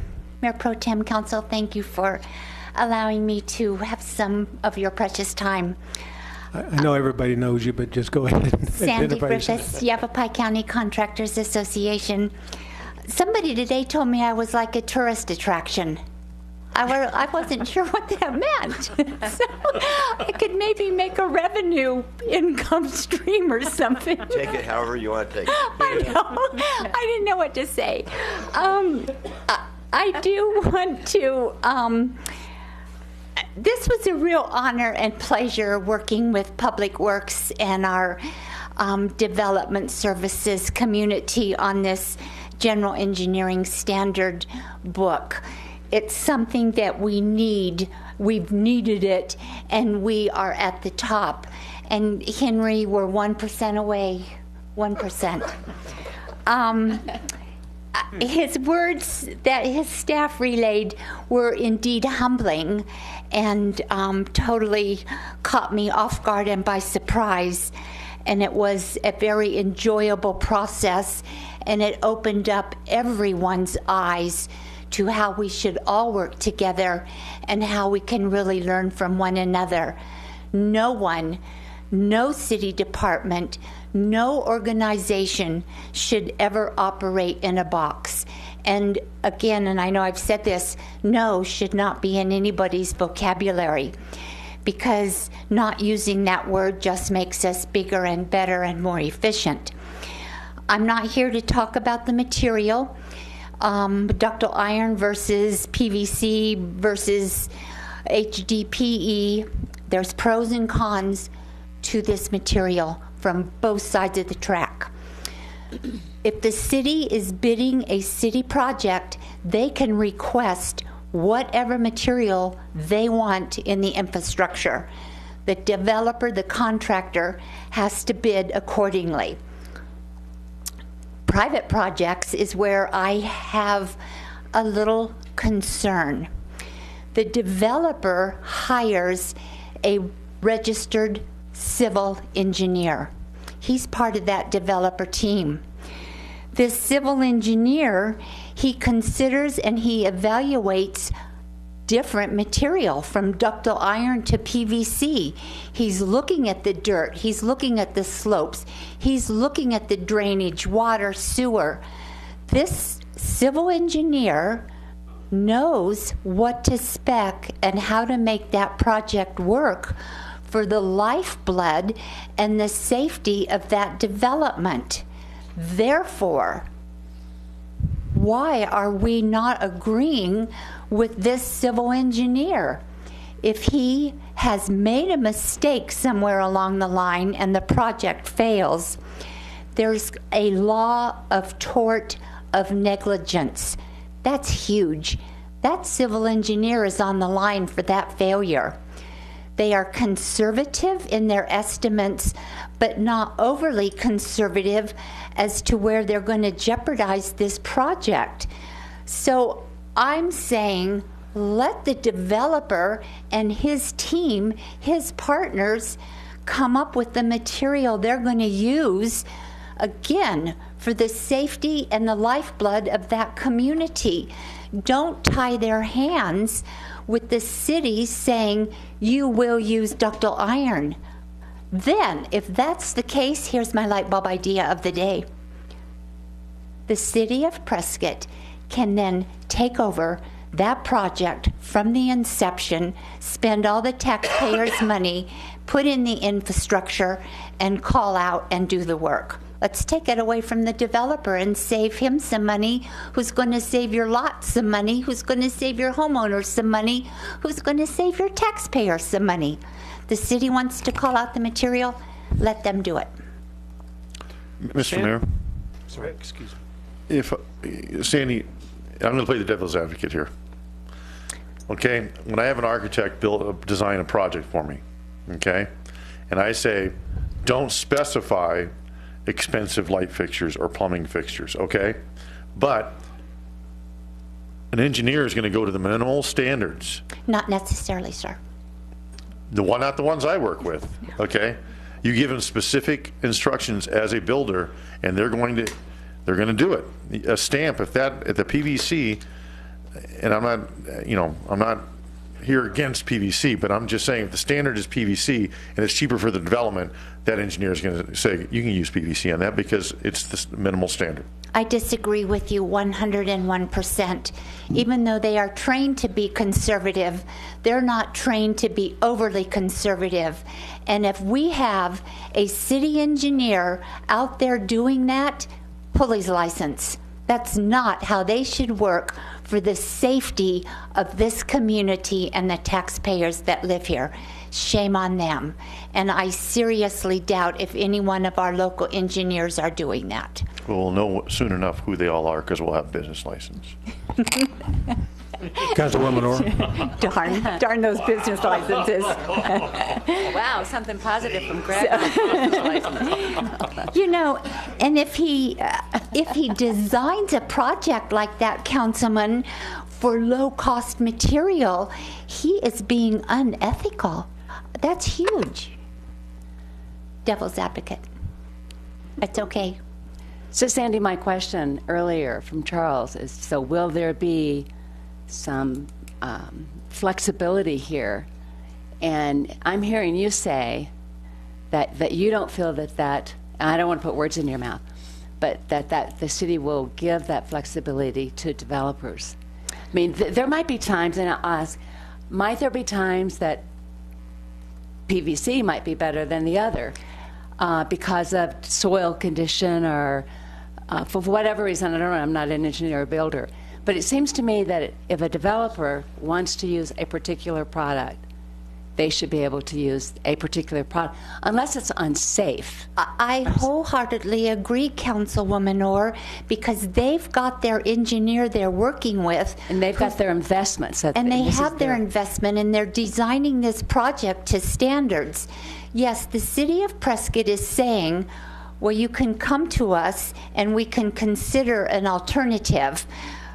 However, they've put a great deal of restrictions and conditions on those. And part of those conditions are having a full-time on-site inspector. That's huge. You know, the city of Prescott, they're part of this inspection process as well. But the developers hired an engineer. He's certified, he's registered. This person certainly knows the conditions of that project, the soil, and he might say, Mr. Developer, you need to install ductile iron. Then so be it, that's what it is. I guess my other question would be, so Charles, is this not something that we can work more with rather than be so hard line on this? Well, I think, and that's where, sorry, Sandy. I love you, This is where, I love you too. This is where we agree to disagree. My first job right out of engineering school was I did development engineering. I did a lot of subdivisions. And it's up to the city or the county or the Department of Transportation to dictate what materials they want on their job. Again, if you want to build a private water line, again, you can build it on anything you want, really. But if you're going to turn it over to the city and we have to maintain it for the next, for forever, we're going, and based on, I mean, it goes back to lessons learned. You know, we've had plenty of ruptures. I'm not going to get into, I'm not saying plastic pipe is a bad material. And I'm not saying that some contractors don't know how to install it. I'm just saying that when you look at all the ruptures and they all point to plastic PVC, well, then maybe, and we're not discounting, we're allowing it. But yeah, I want to be more involved. I want to see when they drop it off the site, we're going to take a look at it to make sure it didn't get damaged at the factory or when it got delivered. I want to make sure that they put a tarp over the plastic to protect it from the sun. I'm going to make sure, and I'm not saying full time, but I want to make sure that we have spent enough time out there that, you know, that as the backfill goes in, that it gets done correctly and there's no rocks. Because we know what the issues are. So we're not saying PVC is out. No, we're just saying we want to know where it is. We want to know do they just blast the trench because it's rocks? I mean, it's not for every location. I mean, again, we're trying to correct the monies that the city has spent over the years fixing this stuff. So I don't think I just tell you, you can't go back and correct everything we've done wrong. No. I mean, we've had drainage issues coming out the years since I've been on this council. And we continue to try to correct those. Right. But they're man-made things that happen out there and things that are act of God that you just can't correct. When you start talking about, and I would agree with Sandy, when you start talking about PVC pipe and you start talking about the amounts of PVC pipe that were laid in this community over the years, probably the failure rate is probably pretty small overall. And we can't really put our finger on why that PVC actually failed. I can tell you the PVC that failed in Willow Creek Road, because I was there and watched and saw the puncture that came out of the shading material that was, in my opinion, not deep enough and not suited well enough to have PVC either in that ditch or wasn't done correctly. But when you start talking about other places, maybe the road that Fan's building out on Willow Creek Road now that seems to be very sandy and loam soil that may have very small percentage of any type of rock in it. Matter of fact, there's more rock in the shading material than there is in the actual earth. I think we're remiss to say that PVC wouldn't do the job. So I think there should be flexibility. I agree, and I agree. And again, we are allowing it, except when, you know, if we're talking sandy soil or loam or you know, I mean, anything but rock, there's no problem. I don't see a problem. The problem is many times it's how it's installed also. And most inspectors, they have 6 to 8 jobs that they go from project to project. What we're saying is, if you're going to use the PVC, that's fine, but we're going to make sure that we're out there as long as we need to be to make sure that it's done correctly, because, you know, lessons learned. So I guess part of my concern is the inspection that you're talking about, and that this is going to take more time, everybody's time, your time, the developer's time. Time is money to them. And so are we going to beef up our inspections so that we aren't going to slow down jobs, waiting to see whether or not this is going to be approved? And so it sounds to me, Charles, like we're going to watch this. We're going to be there all the time watching this. I have had more people tell me that inspections were due and they didn't happen, or they were delayed. So it just seems to me that now we're putting another layer of inspection, magnifying glass that may slow down. And as I said, time is money for these people that are doing a development. Yeah, that's a good question. If we have options, we do have inspectors. I don't see that we're not going to staff up. We're not asking for more inspectors. We can hire inspectors from firms here in Prescott and other places to help us with if we get slammed. Sometimes we regardless we get slammed with work, and so it's not going to slow anything down. I mean, by having a inspector observe what you're doing, it's not slowing you down. It's just making sure that someone's there to make sure it's done correctly. And it really depends on again where you're installing the PVC, who's installing the PVC, the soil condition, the topography. So I don't see the need to slow projects down. We're always looking at how we can speed them up, not slow them down. I don't see just because we're going to provide more oversight that we're going to slow you down. That's not what we do. We want to do everything possible to speed it up. Henry, you want to make a comment? Thank you, Mayor. I agree with Charles. A couple of things. We brought before your council engineering fees last year, which was adopted in June of 2015, went into effect in September 2015. Among many items was inspection fees. Right now, our CIP projects are really booming. We have tens of millions of dollars to do. We don't necessarily want to hire inspectors in case things slow down. We have to lay them off. So the fee that was approved by this board will give us the options of when things get really busy, things of this nature, we can hire outside contractors, the set fee, no surprises to do that. I just want to make sure that we are clear. We are not suggesting that we are going to allow PVC but put so many conditions that makes it prohibitive. Not at all. What we are suggesting is needs to be watched, really depending on the contractor. There are contractors that have good reputation. We know them well. We may need to be there 2 hours a day. Frankly, some of them, we may need to be there 10 hours a day. Pretty much depends on the contractor. We are not going to slow anybody down, or we're going to have so many conditions to make it difficult. The other thing is the PVC pipes are not always less expensive, depending on the size of the pipe. Depending on the oil price, PVC pipes go up and down drastically. Right now, they are perhaps the cheapest they've been in a long time.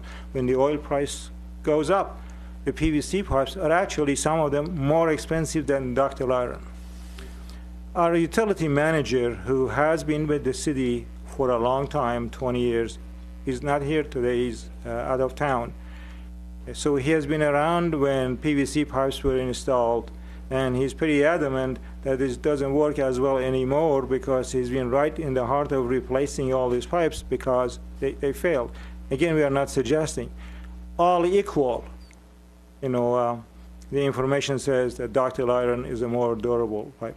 But most important thing, we were told very clearly by Sandy, by all of the stakeholders, UDC board, planning and zoning, that one size doesn't fit all. We agree. We tailored this standards for city of Prescott only.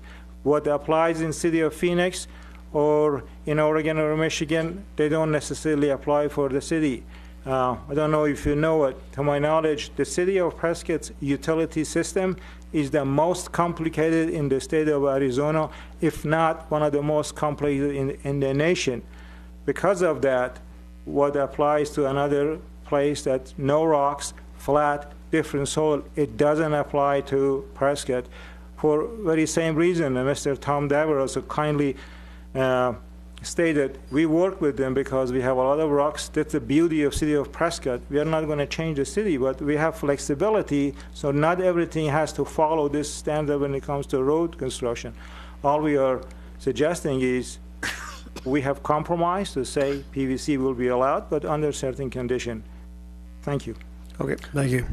Mayor Pro Tem. Thank you, Mayor. I'm glad to follow Henry up on this conversation with regards to we have compromised to some degree.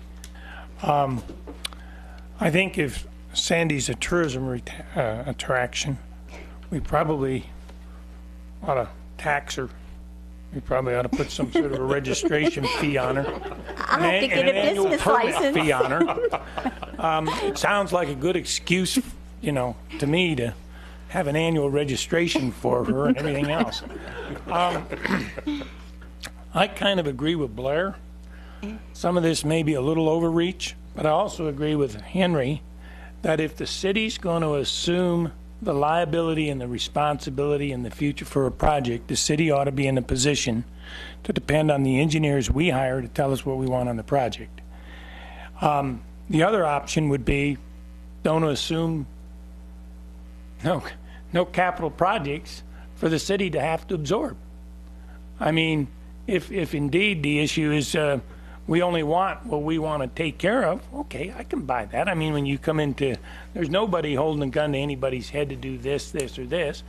But if you want me to absorb the responsibility for the product that you build in sometime in the future, whether it be a road or a sewer pipe or anything else, I should be in a position, when I say I don't mean me personally, I mean the city, should be in a position to be able to say, here's what we want it built with.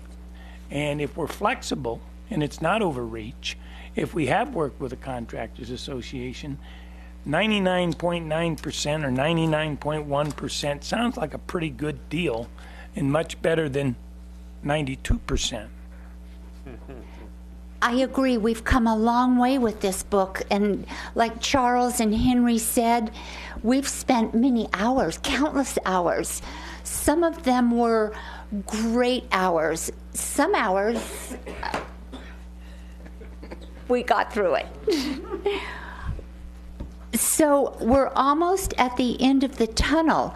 But if the city is going to require the developer what material to put in, then why is the developer even hiring or bringing on board a civil engineer to look at that project, look at the material, weigh what goes in and what's going to work?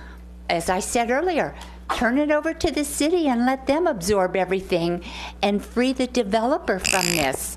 We may have just agreed. If they're going to allow PVC, there are conditions, and I don't want Public Works just to stand up here and say there are conditions. We need to write them down, publish them, and get them into every book possible so these developers know where they're going. And I don't want every developer to have to come and say, well, I want to put in PVC. My civil engineer, here's his paperwork, and you're going to say, no, here are the conditions. Thank you, Henry. We can't have a total dictatorship here. Sandy, if I could be another devil's advocate here. I love this, yes. I don't know if our relationship is as close as you and Charles, but we've gotten very close. To use the argument about these GS standards, it would be like saying, let's get rid of our building code, or, I'm sorry, why have building code if we have architects? I mean, architects go to building codes. If we got an architect, why have building codes? I mean, that's the same. Oh, no, not the same thing at all. Two different conversations. Seriously. And we're close, but they're two different conversations. Mayor, Council, I want to make something really clear. As a professional engineer and as an engineer that worked for developers, again, it's up to the city, the county, and the Department of Transportation or the agency to dictate what materials they want the roads, pipes to be built to. As a professional engineer, if the city or county or agency allows me basically to use A through Z materials, I will use A through Z as long as it doesn't harm the public welfare, it's unsafe. So if, I'm not saying plastic pipe is a bad material, it's just that honestly, we need more oversight when they put it in the ground to make sure it's done correctly. That's what I'm saying. And for me to try to quantify every scenario that possibly could come in, well, we'll never pass the GSs, honestly, because there's just so much out there. So I think you've heard Mr. Devereaux come up. We are very flexible. We'll continue to be flexible. We'll continue to to work with everyone like we have before. And so again, we are going to allow HDPE. We are going to allow PVC. We want more oversight. We'll be, but how to quantify that, that's going to be a hard thing, almost impossible. Councilman Chiska, did you want to make a comment? Well, yeah. I mean, being a person who, because of the nature of my business, I've certainly been stuck with inventory before. I'm looking at the guy in the blue shirt, and I've wondered if the city has tried to work with him at all as far as that's concerned, and how we can help him out, because it sounds like he's been doing business in town for a long time, and I'm not sure if he should have known about this inventory situation, but have we attempted to work with him? Well, I'm not sure if we... From a time standpoint. From a time standpoint? I wrote the comments when you first public meeting. Right. Yeah, so this was back, help me out here, how long?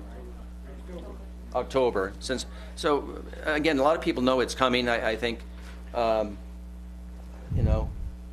far as allowing people to get rid of their inventories, yeah, absolutely. We can work on that. We don't want anyone to get stuck with material that, and again, we're not disallowing the use. There's still going to be projects that's going to use HDPE and still going to use plastic. So we're not saying no more, and that's not the case. I mean, we have to be clear on that. Okay. Thank you. You bet. Councilwoman Orr. Well, possibly Sandy has given a solution somewhat, is that, are you not able to write down those conditions? Can you not say, I mean, if you're going to evaluate something that comes in, you should know what you're going to evaluate it on before they come. Right. So it seems that you should be able to give them that rubric before you even get started. Because you're questioning and removing the education of the engineer of record. You're not even considering where they're going. So that's my concern. I've taken up enough time, and I thank you very much for allowing my comment. And again, Charles and Henry and the team I'm so glad we're connected and we're lifelong friends. Thank you. How'd that happen? Okay, thanks, Sandy. Sandy yeah, Mayor. Anyone else? We'll take one more comment.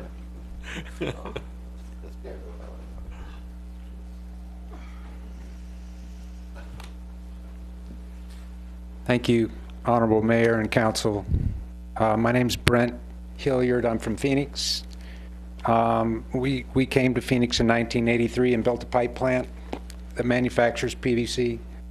I've been coming to Prescott since that time. It's a beautiful place. It's 100 in Phoenix right now, by the way. I drove through hail. We've been supplying water and sewer pipe, as I said, here to Prescott, Arizona, and all the western U.S.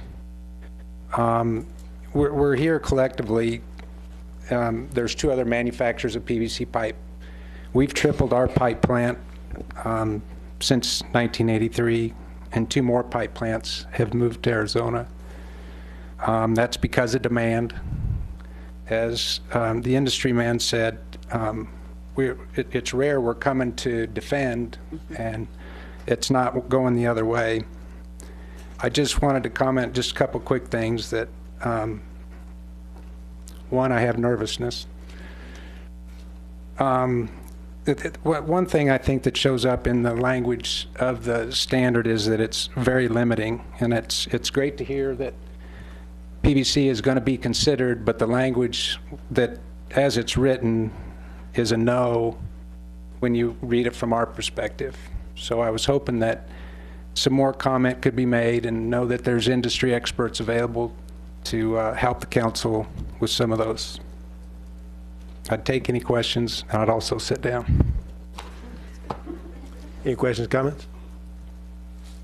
Okay, thank you. We're going to close this out now, and I guess one question I have for Henry. Sounds like, according to Sandy, you're either almost there or 1% off or something. Do you think we can close that out by the time we get to the 7th, or are you going to need more time? Yes, Mayor, I believe we can close that out. Sandy has been really great to work with. She understands. I really believe we are saying the same thing, maybe different phrasing. We are saying we will allow PVC pipes, and if those conditions seem like going to be difficult or not as clear, we can certainly clarify all of that before your meeting. There's one more important thing that we forgot to mention it. It is our agreement with the community, with the stakeholders, with Sandy, that we will revisit this in 1 year. This document is not going to be carved in stone. We will constantly watch it and learn from it. In 1 year, we'll bring it before you. If everything works fine, is good. If you need to change it, we will make those changes. I just want to let you know. Thank you. All right. Mr. Mayor, one last thing, not to, this horse has been beat to the ground. Maybe an asterisk that says what we've been talking about here. We certainly can. I know I have a hard time disagreeing with Sandy, Mayor, anyway, so we'll work with her. Okay. Thank you, Henry. Okay, we'll go on to the next item. Item 1C, legislative update.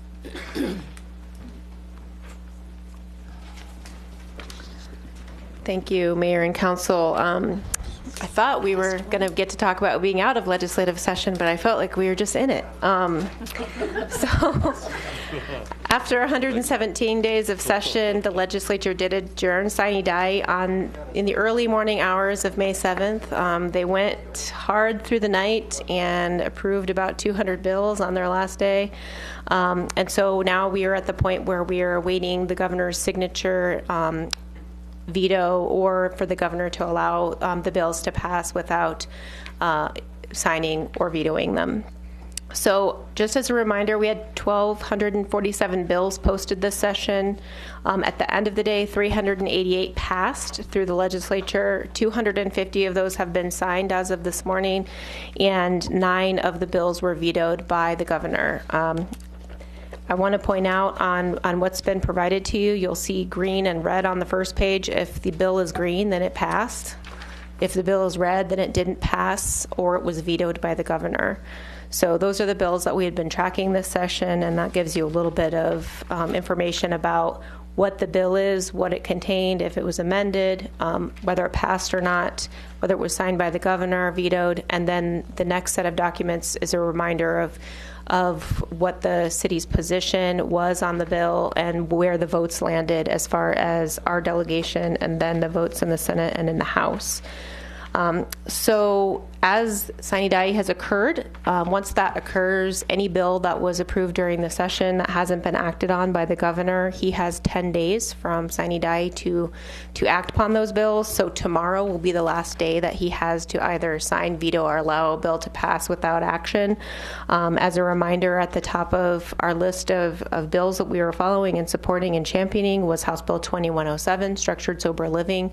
That bill was submitted and moved forward by our own Representative Noel Campbell. It did pass the House and Senate. The governor has not taken any action on it, so I'm encouraged to assume that it will move forward either with a signature tomorrow or without signature, in which case it still becomes law in the same manner as if it was signed. Senate Bill 1350, which was about online home sharing and preempts the city's ability to disallow vacation rentals in single-family residential or anywhere, did pass out of the legislature and has been signed by the governor. So we will need to be working on the changes that we need to make locally in order to meet state law. Based on some other bills that passed, we don't want to violate state law because they'll be keeping our state shared revenue. So House Bill 2398, fireworks definition, which would have allowed an expansion of allowable permissible consumer fireworks to include mine and shell devices, sparklers, and other aerial fireworks, did fail in the Senate on a 14 to 15 vote. And I would point out that our Senator Pierce did vote against that, and that was a very close vote. So thank you to him. Any one vote the other way could have changed things on that bill.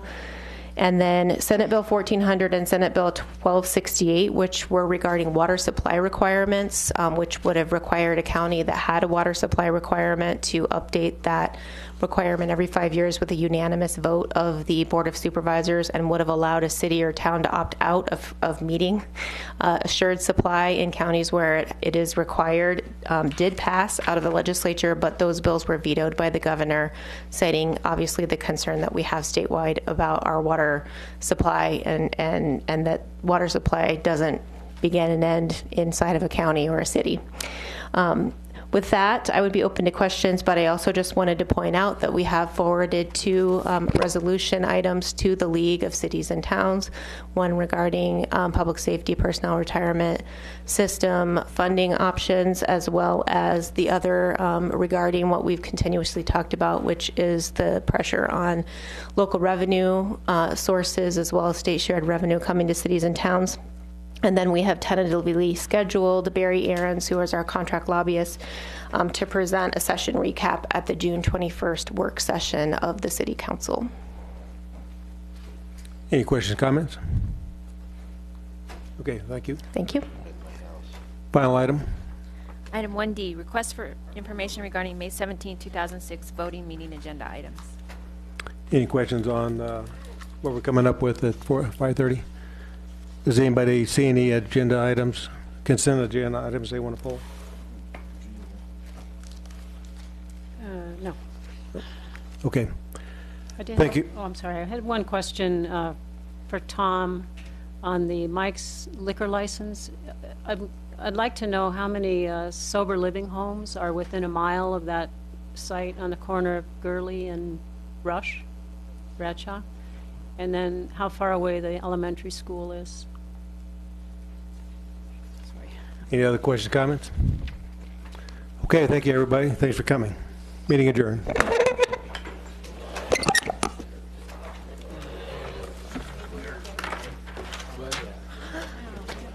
That mean we can leave? So Greg, can I ask you? So do you just not trust?